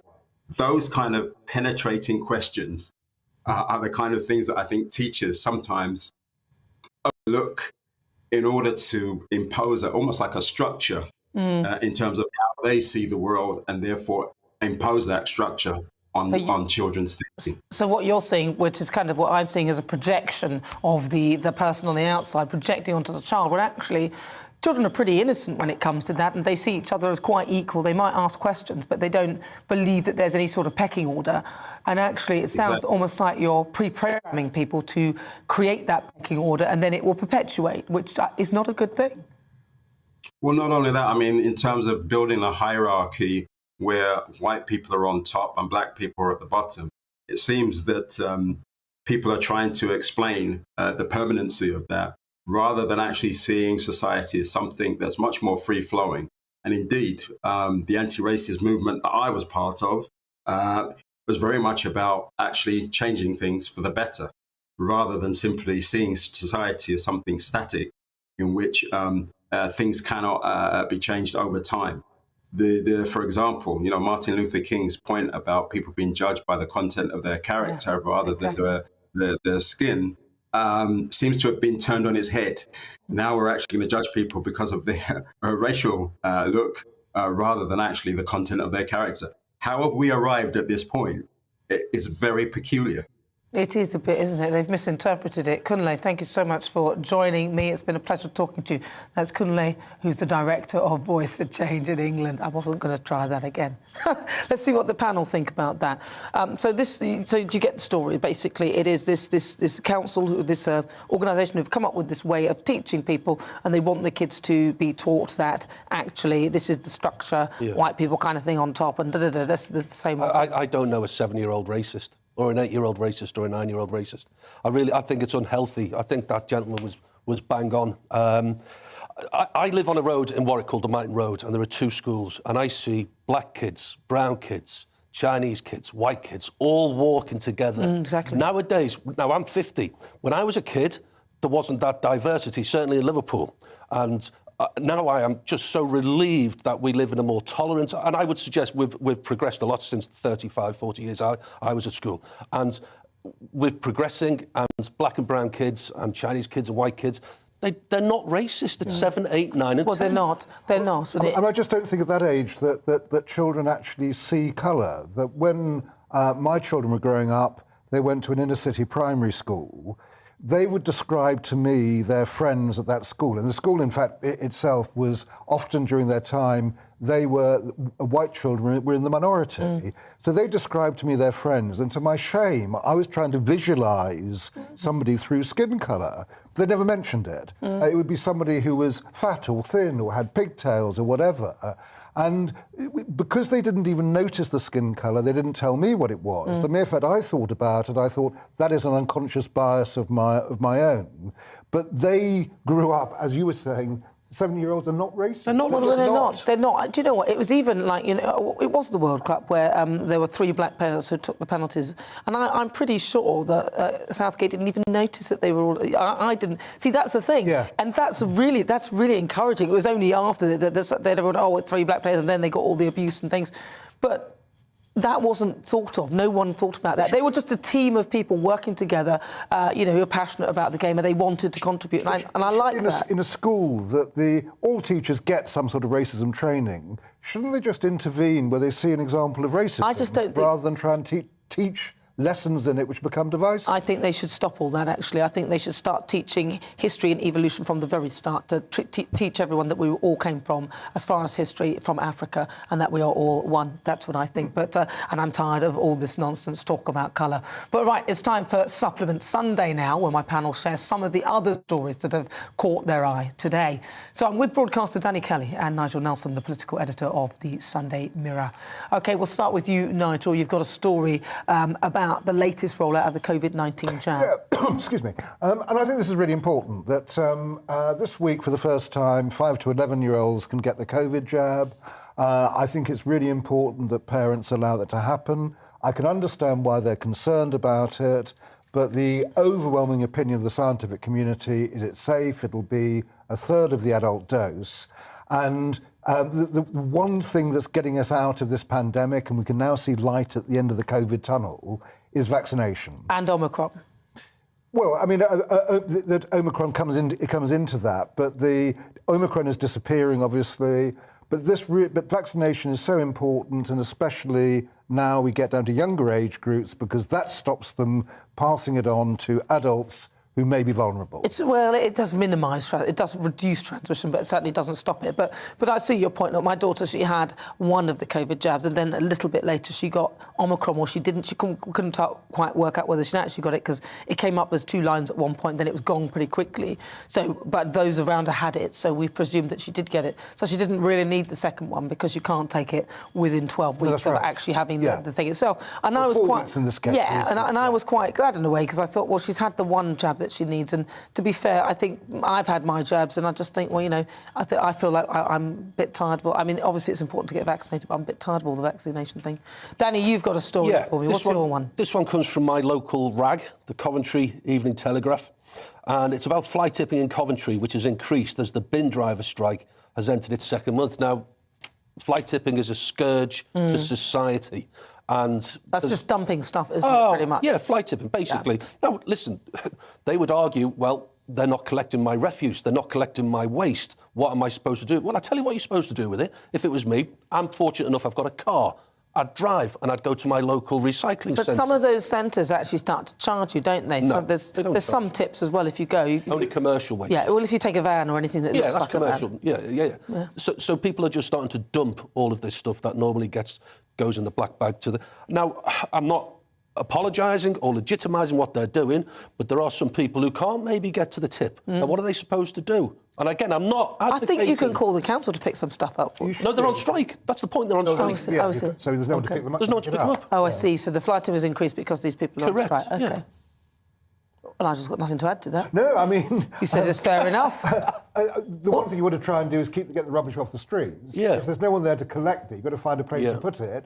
And I can see that there is a bit of a dilemma. Where do you put it? Do you leave it there or try and get it somewhere else? So they've sort of created their own little situation there by sort of cancelling things out. That's in that way. Interesting stuff. Well, listen, Nigel, have you got another one? Yeah, I mean, I picked this one from my own paper, the Sunday Mirror. I thought it was quite fun. Brooklyn Beckham, he's getting married. I know, I saw that. Married in April. She's stunning. Yes, isn't she? Yes, that's right. And his mates want to sort of get a sort of club round to raise £400,000. Oh, is that all? to send him off on a Virgin Galactic flight so he can take some photographs from space. Oh, God. Now, OK, I can understand they're looking for an interesting present for him, for the 22-year-old who has everything.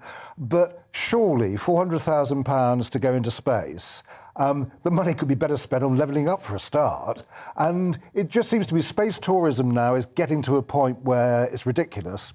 Let's keep it for the science. Well, let's keep it for the science. And for goodness sake, if we're talking about saving the planet, not saving the planet, saving us on the planet, then this is not a good idea.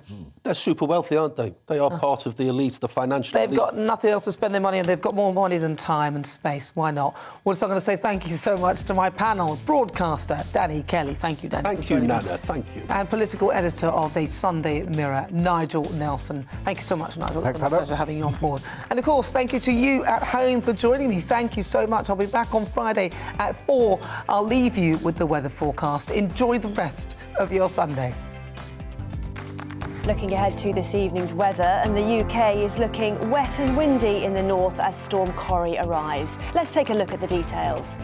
It will be a dry and calm start to the evening in southwest England, but the breeze will pick up late in the evening with a brief spell of rain. This evening will also be dry in London with light winds, but the breeze will start to pick up as the night goes on. Wet and windy weather will spread across Wales this evening with particularly strong winds around the north coast. Heavy showers will arrive in the West Midlands this evening and it will turn breezy. The wind will prevent a frost forming, but it will still feel chilly. Storm Corrie will bring the strongest winds to the north, with gales in north-east England. A yellow weather warning is enforced here as gusts reach 60 miles per hour. The wind will be even stronger in Scotland, with gusts up to 80 miles per hour possible in the east. This could bring further disruption after Storm Malik on Saturday. It will also be a windy evening in Northern Ireland, with a few wintry showers here and there. Storm Corrie will continue to bring strong winds across the north through Sunday night, particularly in Scotland and north-east England. And that is how the weather is shaping up overnight and into tomorrow morning. Join me, Gloria De Piero, Monday to Thursday at noon for The Briefing. We go to the parts of Parliament that you won't see elsewhere. Plus, there's exclusive interviews with MPs from all parties. But quite often, they paper over the real truth. Why does a working class lad like you join the Tories? That's a good question. Don't miss it. Monday to Thursdays at